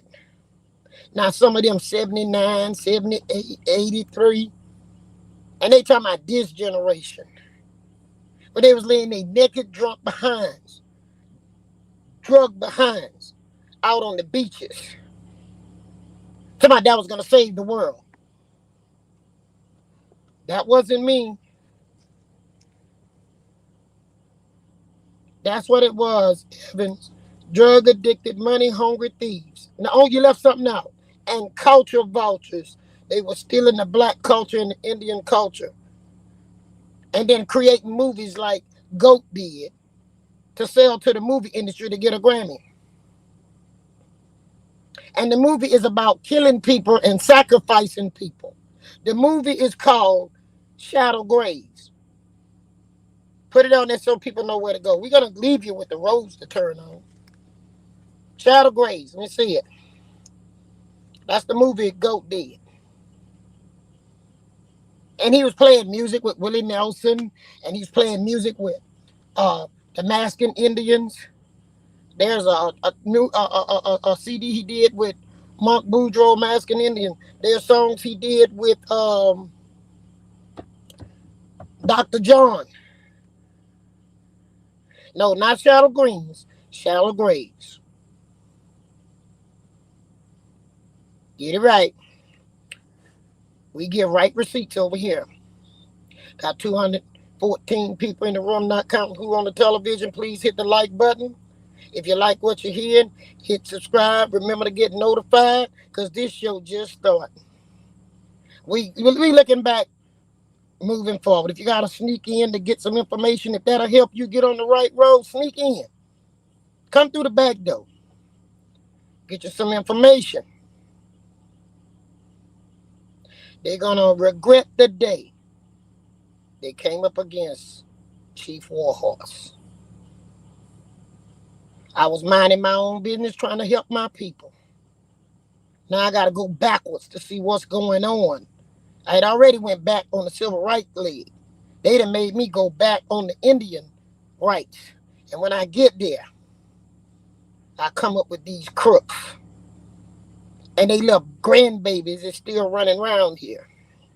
And Cyril Neville is a grandpa. He was a part of them eras. Thank you for the $20. Clear? Do y'all understand what I'm saying? And these people is on the internet getting pages started and luring you there to my day of Indian. And posting Mardi Gras Indians on pages, and even the federally recognized tribe are staying together with me on that's not no Indians. They around here trying to steal other people's identity and treat just like goat. They might have learned this from goat.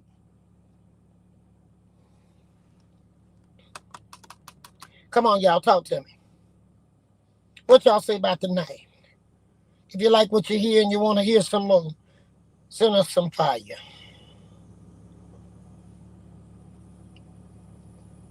Thank you for 1999, Nina. Come on, y'all. We're going to clean this junk up together on Cooking with Chief, serving up history. We're going to be a team that they ain't going to reckon with. If you haven't signed the petition, please sign the petition. And after hearing this show, everybody needs to sign that petition. We need to talk to Washington. But you know the problem? We done sent some of them yuppies and hippies into office in Congress. We done sent some of them into the Senate. We done sent some of them into the White House. We done sent some of them into our Supreme Court. Come on, come on. We put them in power to hold us down and paid for it. We paid for it. We went to some of these concerts. We paid for our demise. Now I'm going to be like Fannie Lou Hamer. I'm sick and tired of being sick and tired. It ain't about getting in the Democrat nor the Republican Party. It's time we stop this. They trying to lead another generation into destruction. Come on now. Y'all seeing this stuff? Sign that petition. We might have some more petitions. All right. I'm going to get back on the road now. While we was driving down the road, ran into some more stuff. And the stuff we ran into, it kind of really bothers me still. Because these people start taking and getting bills done through Congress and paper signed by presidents. And they start getting stuff done at the UN. So then it went on into a paper takeover. I want to say something to the person say we need our land back. First, you got to find out where your land is, and I'm not being rude. You got to go do your genealogy. Find your land patterns. You got to know where you fit. And with all of this corruption and conniving for so long, that means you got to have some daggone good facts. They done confused most black people was trying to go to Africa not too long ago. Another set think they Moors, another set think they Hebrew Israelites. Come on now. They took your mind everywhere but on this land right here. When you say get our land back, first we got to get us back. And every time something starts going good, it going down a violent road. Phoenix and I, everything we looked at, whenever there's a protest, these are the people infiltrate, perpetrate, start pitching bricks through windows and causing a whole bunch of junk. Who behind that? We gonna do it this time with legal papers. We're gonna expose it.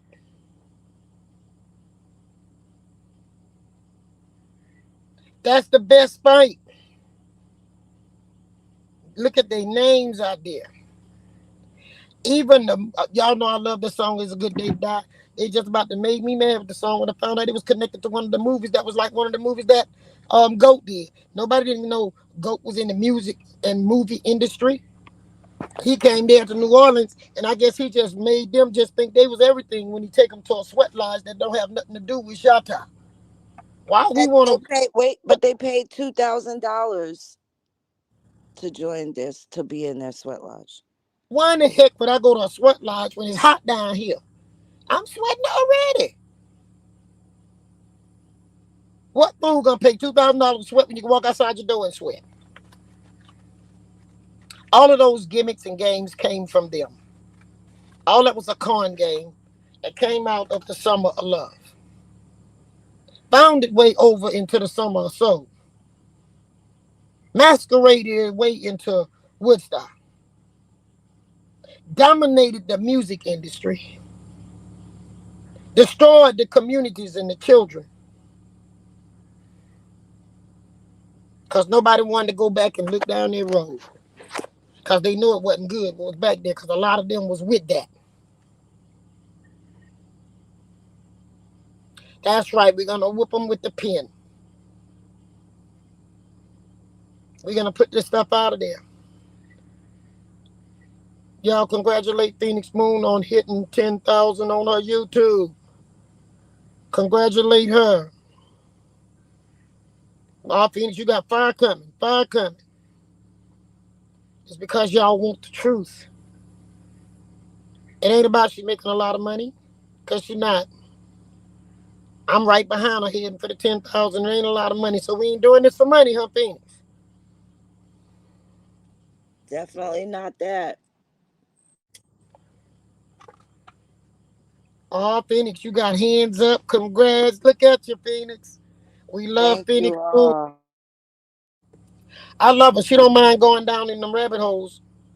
She go right on down there with me. Be sleepy and tired, me and her. We still going down in the hole. One of us will fall asleep and doesn't keep going and text the one and doesn't get up and catch up with it and text the other one. We playing tag team, me, her, and Mr. Walter, but we doing it. Phoenix worked hard. Anybody cutting and pasting here? We ain't lying on no people or nothing. We letting y'all go see it for yourself. Did any of y'all pull some of them links up? If you pulled them up, let the public know you can see the evidence. If you seen the evidence, let them know y'all see it. It's not just Chief and Phoenix. I saw a little video came the other day with a bunch of little striker rags that come from uh, that Austin evacuee list, trying to scrabble their way now to hold some ground. But they didn't know. It's time now for the truth to come out. So we have to go down them holes to get them receipts. What y'all say about it?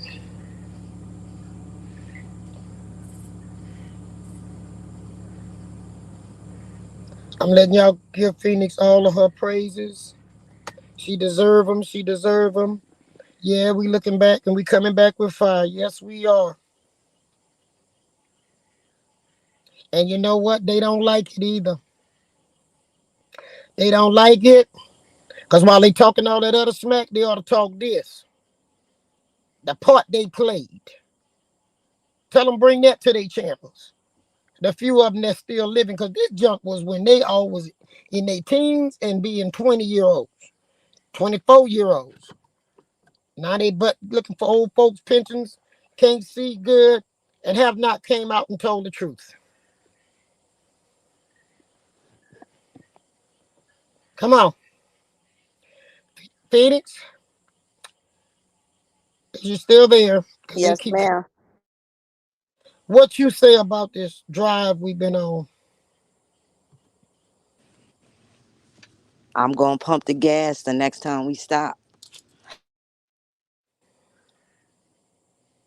I'm gonna pump the gas next. You pumping gas? Pumping gas. We driving some more, is what you saying? Yes, ma'am. And I got some snaps on the petrol. I'm gonna put All in right, on it. cause y'all we down this road. And we need y'all to spread the word and get the numbers up. It ain't time to be on there talking about posting up just some Indian pictures and I want my land back, give me my money. And no, no, no, no, no. You can't say that till you go prove by receipt what is yours and what was taken. Somebody should have been hollering, call the police. This is highway robbery. It's happening to everybody. I'm gonna drop a link in there where there's a pale person that had property that he hadn't visited in 5 years, and somebody put a $1.5 million house on his land. He had no idea. He went to go see a sick friend and one of his other childhood friends and say, "Yeah, the house where you grew up in, what they putting over there now? Did you see it?" And that's how he found out. So yeah, check in on your stuff. Talk it over with your family. The only way you're gonna find out if what you was robbed of, see which one of the music groups was in your state. See who hollering there Indian in your state. See which one of these other crooks they connect with. What I figure, I'm telling Phoenix as we driving and talking and listening to this music, it looked like Means was a Lakota, so he was a good candidate because he was already in California for the summer of love. Nothing to do with Dakota. Now I understand why them Dakota people was fussing about he wasn't no pipe barrel. So he lied. He lied. I'm the pipe barrel, the 19th generation pipe barrel. Because he was in California and a part of the plot. Y'all understand what I'm saying? Alcatraz was a stage almost 2 years later after the Civil Rights Act. Why would they get the Civil Rights Act rights of Indians and then turn around and become Native Americans? Why would they do that? Well, first of all, I told y'all years and years ago I was on this show with that man that Roderick asked me to please come help them in New Orleans, and would I be on that show so people knew the difference between the Mardi Gras Indians and a real tribe. It was a setup, like I told y'all. And when I got there, y'all can go see the video. They tried to butcher me live. That didn't work, and it ain't working now. Roderick was never with this tribe. Roderick came over as saying he was my cousin through another cousin, which was Chantel in them. He ain't proved he my cousin yet. So how he was a part of this tribe? Cyril Neville was to be an ambassador. I could have got Jack the dog to be an ambassador. That didn't make you a member of the tribe. These people was not no member of this tribe, and ain't no member of no tribe now, but the fake tribe. They the member of Goat tribe. They the member of Means tribe. Them Goat Indians. Let me see y'all put Goat Indians on there. That's who made them all Indians. Goat. There's the receipt. And that's way before I knew any of those people. Wait a minute. Now, this is the man that was wearing another man's drawers and walking around his house uncircumcised with his bathrobe on. That man. That man created this.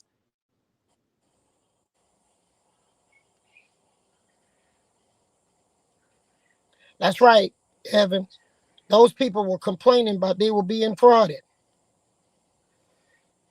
They were saying they had fake people pretending they was Lakota.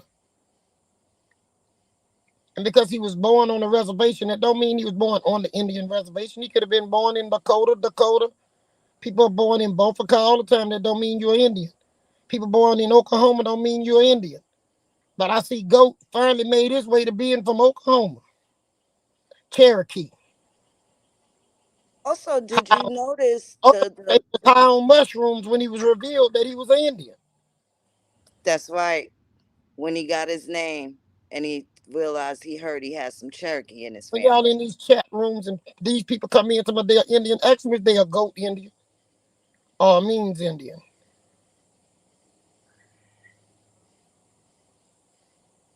Okay, I'm reading at the same time, y'all, because I'm trying to answer a few.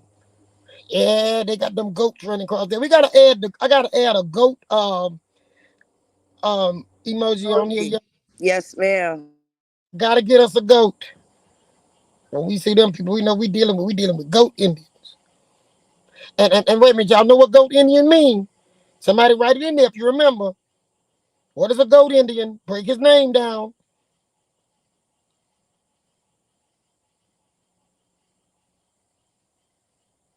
Come on, come on. What's goat name? That is go on and try. Goat. That's what the man named him after he ate the mushrooms and smoked something. But it says he was high on smoking something and he ate mushrooms and he began to be goat. Go on and try. And that's what they've been doing. They're trying to go on and try. You know, Chief, when we think of GOAT, we think of the greatest of all times. But now we know that when they've said it, it's go on and try. Mm-hmm. Yeah, yeah, yeah. You have the first-hand account of the man's character, and his lucky break came, right? Being at the right place to get that gig at Xavier University. And that's what finally moved him out of the nice place he was able to stay as an evacuee. Uh-huh, Bill, I'm with you. That's a good hashtag. Them goat Indians. Hashtag them goat Indians. Yeah. They didn't know their history was going to come out. They didn't know nobody was going to be brave enough things to drive back and see where we got lost at. Yeah. And the main street is the summer of love that got married to the summer of soul and had a baby called Woodstock. And from there, drugs and laws on drugs and against drugs start really moving, and black folks start getting into it. Oh, Chief, did you mention how they were getting some of the artists to go to England and the hippies to go to No, England also? do y'all want to hear that part? Y'all want to give us a few more minutes? Yeah, them goats is moving.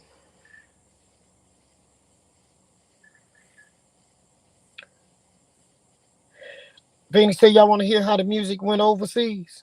And y'all know they stole and call it rock and roll. Y'all ready for that one? Oops, somebody say yes. Let me see another. Give me three yes and we go. We looking back, moving forward. That's round and then found out the music people got. Power, man. They had world changing power that they took from the civil rights movement. You see, SCLC was a bunch of preachers with some churches at first before being infiltrated and perpetrated. Okay? And if you notice, most of the infiltrators and perpetrators was younger than the people who originally walked up to push for them civil rights and voting right bill. So y'all owe some civil rights leaders some apologies. Because all civil rights leaders were not doing that. But people around them did some sneezy, cheesy, low down, goatish stuff. Okay? So, somebody say, I know y'all lying. England too? Yeah, Bell, England too. That's when they started taking our blues singers. They start stealing from Muddy Waters and all of them. You understand? They start stealing from our black artists. You saw Elvis Presley went by up there. Somebody put Elvis Presley. Yeah. Because remember, the people who was running these record companies was in control of what musician can go where. Y'all know the story. Michael Jackson had to buy back people portfolios. They was pimping and selling them, sending them off to show people how to hit the right key on the right everything. So they start taking them and bringing them in. I see the man that did my cartoon out there, y'all. Yeah, Christian Custom Monster. Monsters, Craig Custom Monsters. Y'all give him credit for the video on Chief Warhorse. And what y'all don't know, he is from here by me. Yeah, they want you to do some more cartoons. All right, while you on there. A lot of people like that. He said, hello, y'all. Now, back to what I'm saying. They took our musicians, giving them a chance to think they was going up. But at the same time, they took them from here to London. And what happened over there? They started getting hooked on drugs. Come on now. Jimi Hendrix, all of them. Janis Joplin. They had young Janis Joplin with them too, y'all. These people was trying to The, make me. they had the Doors. The first mention was in the first article, the Doors. That's who they first were introduced to. Very Y'all popular people remember in the the Doors 60s. was a part of the Summer of Love. Y'all remember that? Are we shocking y'all? Yeah, Cadillac Records was all up in it. And a couple of other ones. Whole bunch of them, all of them really. But you know, the people in the record company and the people in the movie company were the same people with the same ethnicity too. Most of them, yeah. Mm-hmm. You know the people that you can't say their name. If you say something about them, they take all your money out the bank and cheat. Don't have none. I don't have no money for them to block at the bank. I don't have no millions for them to block where I can't spend my money. You know them people, the ones that moved from the East Coast to the West Coast, open the movie industry and making us look like we dumb backwards people. They did it to the Indians. They did it to the black population. They're the ones who was in control with the media to make you shame to say black, Negro, or colored because your paperwork and your money and your land y'all hollering about is under there. And a lot of y'all done change your name and you can't even prove the name you got now match with the name that originally had agreements or land patents. Isn't that sad, Phoenix? They made them change their names. They named Umaguma and Sarakadaki and all of this stupid junk. Stop telling me about your land and your rights if you don't have the name to track it back. You're wasting your time and mine too. They made you shame of your ancestors. They made you shame of your culture, made you shame of your history, made you shame of your community while they had their group go and pick it up. Now you got your junk in the lost and found box. And the ones that got coined by that junk, like Cyril Neville, now they out here trying to coin somebody else because they got coined first. Are y'all with me? They trying to repeat the coin that cost them.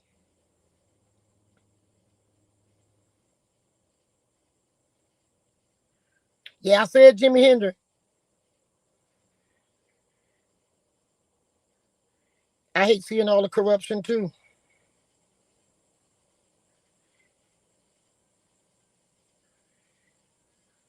I don't care if the white man on your land, just tag yourself to it. You'll know that's where your place is. And the white man always trying to own our cemetery.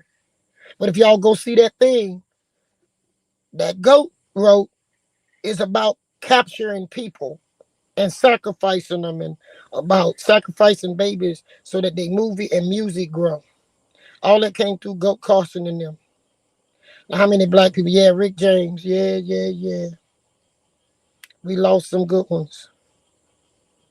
And they left here not knowing that they was part of the scam. They got scammed. Yep. What y'all say about tonight? We're gonna call it part one. You know, none of y'all put up two names that was trying to tell this on the end. Nobody put up Michael Jackson. Michael Jackson said they don't care about us. Michael Jackson say man in the mirror.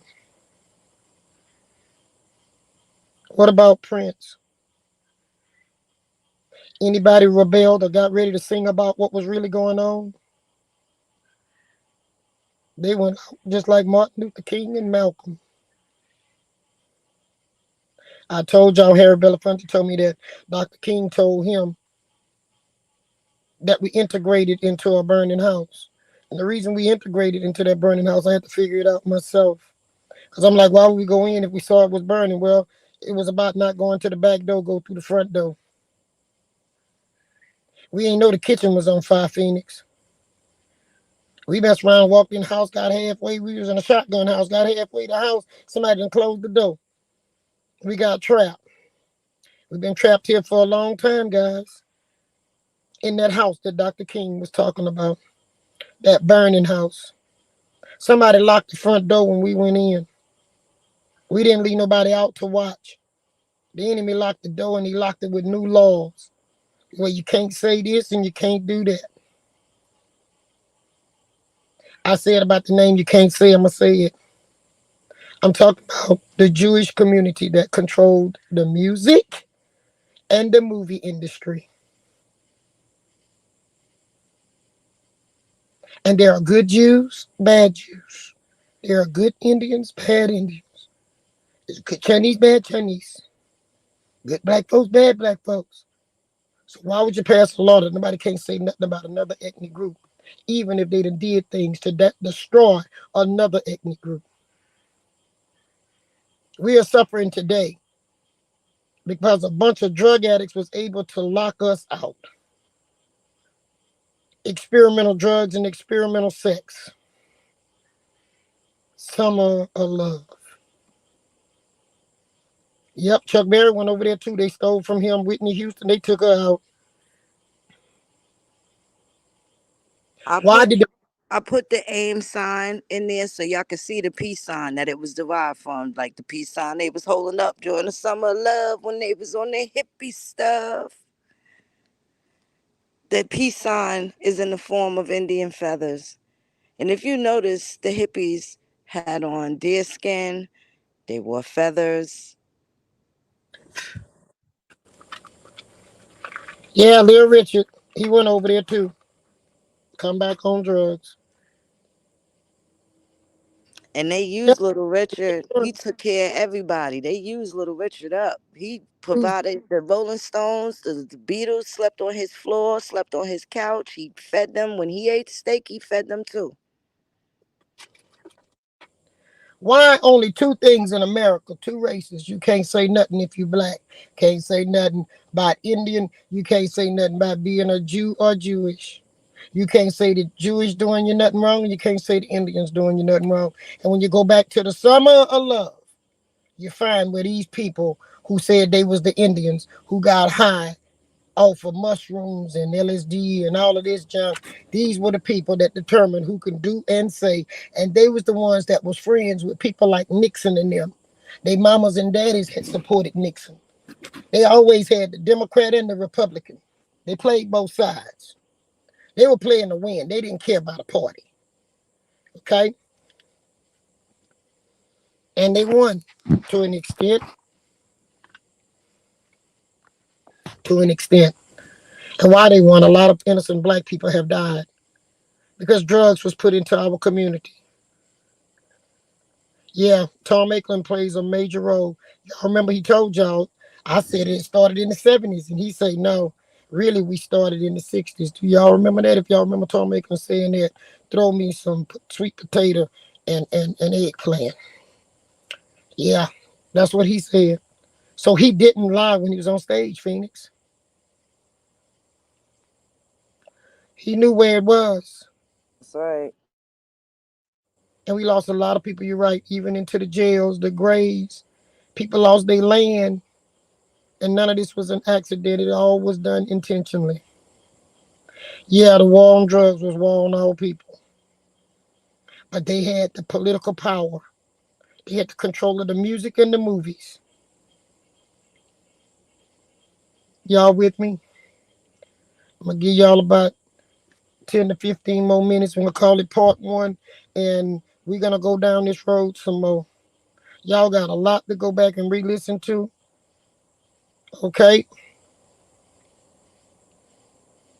If y'all enjoyed the show, let me know. Yeah, war on poverty too. Uh-huh.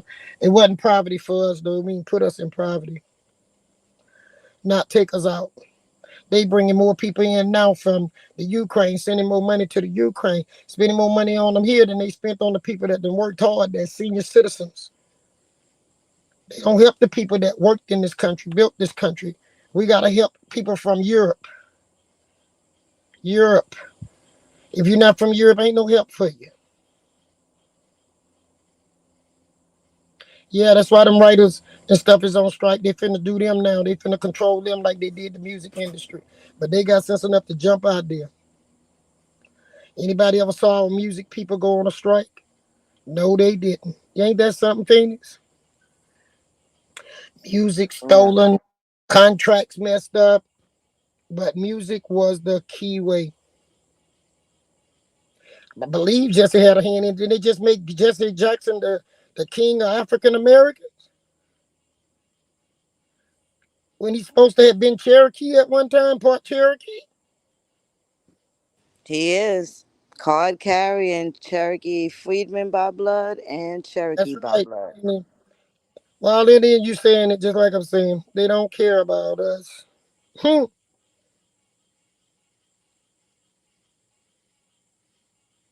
See, we got to go back. Some of these leaders are still living. You need to ask them about summer of love, the summer of soul that got married, and the marriage was called. We were coming together, unifying, so we can help all mankind. That wasn't true. It was true for those who really was leaders fighting for that. But there were people who benefited that quoted those words that didn't mean it. It only put money in their pocket. Now, tell me what y'all think about this show. I'm gonna read as many of them as I can, me and Phoenix, and we'll answer a few. Time for open questions. Yeah, the DARE program. That was a fraud too. That's just a way for a person to start a program, pay somebody to make some money out their family with a program. Then next president go in, they change the program and start a new program. We ain't gonna never catch up with them. They keep moving that doggone line on us.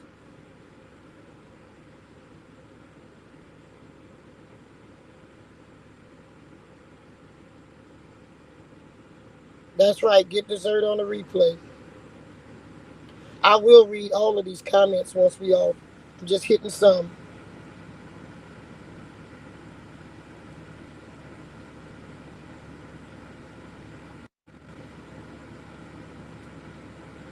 Phoenix, you wanna answer any of them? Y'all welcome. Okay, go remind your iron eyes because all of them was friends and means. All that is them AIM people.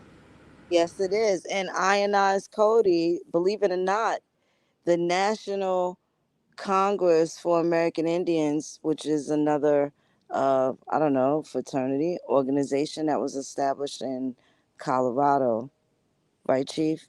That's right. They just bought the rights to colonize Cody. So how befitting. And y'all, she said the Indian tribe bought the rights to it. You're right, somebody. That's a crime against humanity. We the ones need to go to the UN with that issue and bring some of this evidence with us. Phoenix. The evidence is Yes, there. ma'am. There. CBS receipts. We ain't even through with y'all. We just starting. Thank you, new subscriber. If y'all haven't hit the like button, please hit the like button. We got 222 people in the room. How many likes do we have? I ain't know if you wherever you at. Tell me how many likes we have. Likes shouldn't match the room. Leave a tip. Leave a tip. Leave a tip. Think Please leave. about how they threw that peace sign up with the two fingers. Isn't that something? Uh-huh. They mimicked everything. Everything. They were copycat. How do you organize the receipts we're gonna show you? You organize the receipts. We're gonna have it ready for you. We're gonna start putting this stuff on the pages too. Yeah, the band Doors. They was at the Summer of Love. That's what kick off your London movement. Sunflower says she see 137. She says she's gonna refresh. We should be hitting 200 and something. 218. 218. We done been up higher than that on the 200s. Okay, there we go. Last check, 235 on the likes. Come on. I like y'all tip. You know when you leave a tip, you get served better each time. Because we know you're going to leave that like. You're going to tip. Come in tipping. 278 likes, Phoenix. Come on. Love the tips. And each one of y'all, if each one recruit one by the next time we come on, recruit them by sending them to this channel. Each one get one to watch this video. Each one get one. Watch the video. Throughout the whole video. Turn it on while you're doing your laundry. 288 Phoenix. Doing your laundry, cooking food, driving down the road, just turn it on and listen. And tell the people don't forget to hit the like button. Leave a tip at the restaurant. Don't be one that eat and get up and don't tip at all. Thanks to the ones that gave donations. Donations can help. Phoenix got some trips she fixing to make too. We still on the mountain hunt. We ain't detoured. We still got to get where we at now. But we got to make sure we check, not make that mistake that was made in the past. That's right. Call the FBI.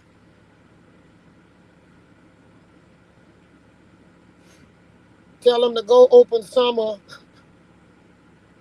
They had a record on who was out there. You know that. If the CIA was there. Go see which one of these entertainers is out here like Cyril Neville, who was a part of all that kind of junk back then, because he older than all us.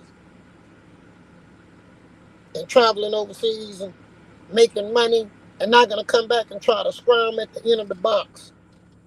Because the people that set them up, most of them dead. Yeah. Phoenix, they want to know about your Cash App. And y'all also sometimes don't forget J Mar, Ishmael, y'all everywhere. We all out here on mound hunts too. Yep.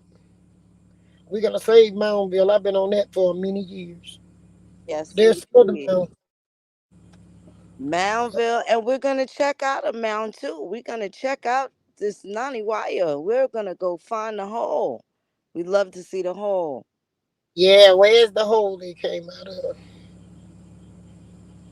Nobody know where the hole. See, that's another one of them things, cause that's not no Shatta, or should I say, that's not no Muskogee language. Now, wire is not Muskogee. So where did they get now wire? Oh yeah, we got a lot with Russia, Africa, China. Talks gonna be coming up, cause that junk start mixing up together, huh? Thing. Yes, I ma'am. don't know if they. I don't know if they enemies. I don't think they enemies, y'all. I think they all somewhere played a part for on different continents. How each group would make it. Nixon takes the work from America and bring it to China to keep black people from making money after integration. Y'all understand? Before they let us make money in this country, they went and made deals with other countries, and now them countries then turned against them. Something wrong.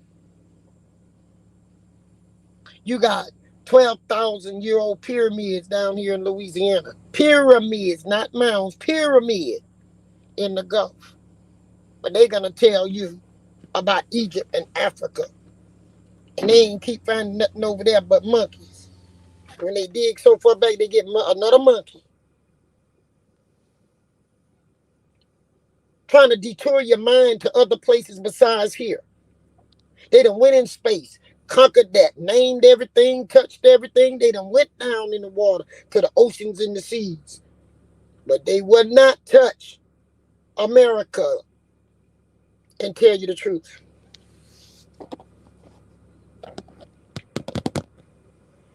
What y'all say? I'm gonna let y'all go. Y'all been a great audience. Y'all know when Phoenix and I go live, we just can't hold it in no more because it hurts.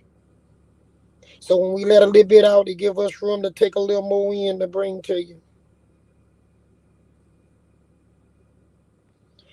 They want to rebuild Ukraine, but Russia once was their friend, and Russia destroyed Ukraine. So why not Russia pay for Ukraine? I ain't dropped nothing on Ukraine. And then we got a crazy president study pledging money to the world, and they saying we don't have no money. They got robots working in Walmart. The stores around here is becoming robots. Where they gonna get money if they don't give the citizens of America some jobs? Where they gonna get these dollars to keep sending to these other countries? I don't hear these other countries helping us. When Katrina hit, I didn't hear these countries come and help us down here in Louisiana. Did you, Phoenix? Not once.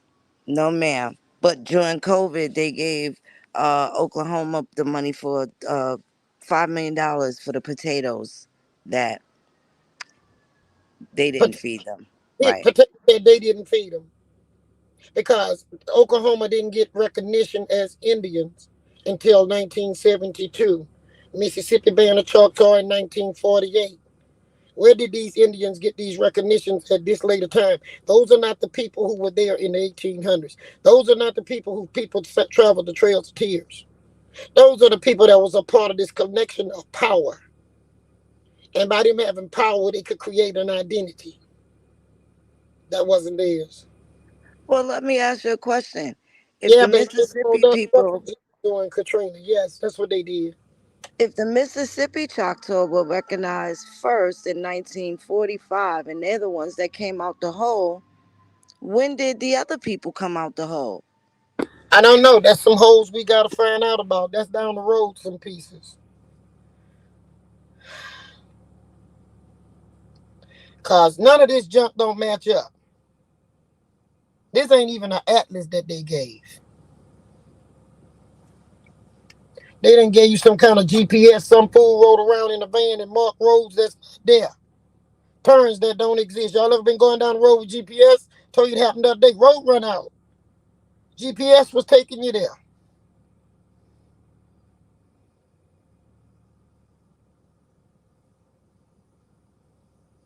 You don't need to change your language because nobody's going to know your language and ain't nobody going to understand what you're saying. That's called speaking in tongues. I want people to understand what I'm saying. So I'm going to speak in the language that people know. My grandfather spoke his language and many other language fluently. But one thing he always said, you got to speak where people can understand you clearly. Okay? So ain't no need on this talking no words that nobody don't know. I be cracking up when I see all these different people speaking languages and they don't go to the land that they say they came from. And when you're doing that, you ain't being no more than goat. Don't be no goat. Making yourself pick up languages you don't even know what you're saying. That's like the Catholic people all want to go speak Latin. You know all the Catholic folks don't know Latin. You too old to go try to learn a new language and fight this fight. Should have did like I did. I taught my daughter the Spanish way back when she was a little kid, so she can interpret. And then I'll go find somebody else trying to speak Spanish. I don't have time to go no language classes. It's too much with this. They don't have Woodstock in no other language. They don't have Samba or Love in no other language. You done killed a lot of time with somebody making you go try to learn other languages and do stupid things so that you didn't look at this real issue. You over here with Chief now. I ain't gonna take you down no stupid road. You need to know what happened. Don't go look for no other language. Don't change the way you dress. Get some knowledge in your head to what happened to you so it don't be repeated on your children and grandchildren and generations to come. Are y'all with me?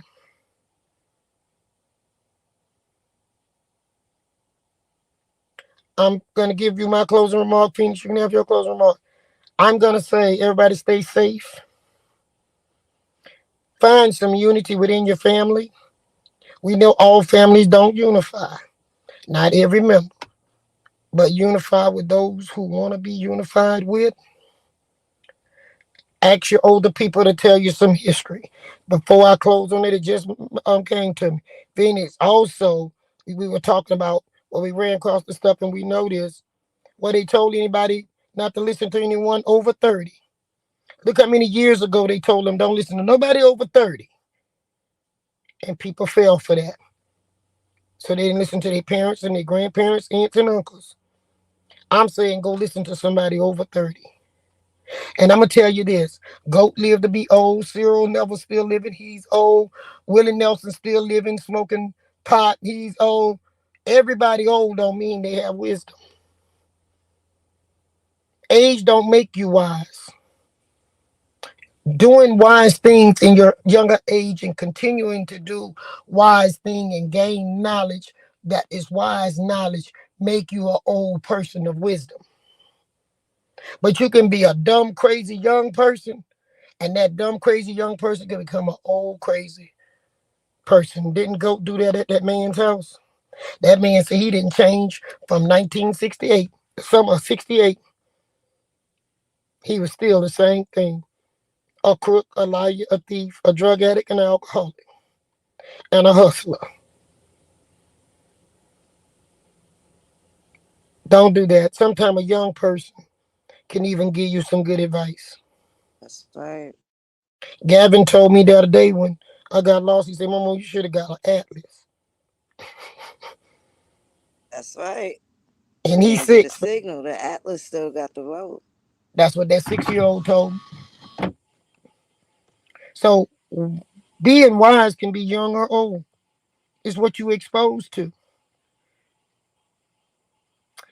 I'm glad you all are enjoying this channel. I see we got Listen, 200 and some people here with me. I know some people come and go. If you haven't hit the like button and left a tip, please hit the like button. That's considered a tip over here. If you have not subscribed, please subscribe. If you have not marked for notification, if I was you, I will. Because they're going to have some good stuff coming up and you're going to want to know about it. Otherwise, you're going to have to watch a rerun. That's right. Be yourself. You know, I told y'all I love myself. And some of these new laws we got coming, challenging the women, white men been battling the women, period. That's why there was a women's movement. The women's movement because the white man didn't want the women to come in no more than he wanted the people of color. Now the white man done found a way to be a woman.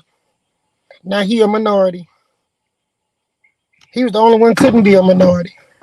I'm gonna keep reminding you all that. And I haven't saw a black trans Miss Universe or nothing yet. So evidently we going down this road again, Phoenix, where they use the black folks to vote for it and applaud for it and say hallelujah and amen to it, and the white men just move on. That's how we got white Indians, and that's why we gonna have white men, women. They're gonna be women. I don't know what we supposed to be because all of this was birthed out of the summer of love, and they're in power and they vote their agenda together because they stick together and they believe in voting on both the Democrat and the Republican side. But they convince black people to tell other black people not to vote because they vote don't count. That's a lie. We got election coming. I want you to vote, and I want you to vote because you know what you're voting for. Okay? Phoenix, I'm letting you have your closing remarks. We're going to let them go because they're going to be ready for part 2. well, I just want to first of all give thanks to you. So much gratitude. You are just such a wise woman, and I learn from you every day and our adventures. I love our moments on the phone. And I think Ema's right. We need to start catching some of the conversations and put them on the podcast, like talk radio style, because that's really what it is. But I wanted to thank you for having me tonight and taking me down this road, getting in the car with you. Never a dull moment. And to the audience, wonderful people, I see over 300 likes. That's just run it up. Share the video. It's 300 likes. It should be 300 shares. We appreciate you. Much love. Thank you for the cash apps, and thank you for congratulating me on 10,000 subscribers, and also for signing a petition. Stick with us. We're gonna be back soon. Part 2 for sure. Um, Thank you. And y'all be listening for Phoenix. She got a good dish she over there working on. Soon she tell us when the door open, we all gonna be falling in because you know Phoenix take whatever is dished up and she go back and go find all the little bitty ingredients and her and Ishmael and J Mar just take it to another level. If you didn't get it from us, don't blame us because other people take what we say and twist it. Be careful about that. But we are reliable for what you got from us on our channels. Thank you very much, Phoenix. I love you very much. Love you And we too, got a T. lot of more cooking and a lot of more driving to do because we got a little more looking back so we can go forward. We gonna move forward this time though, guys. Love y'all. Good night.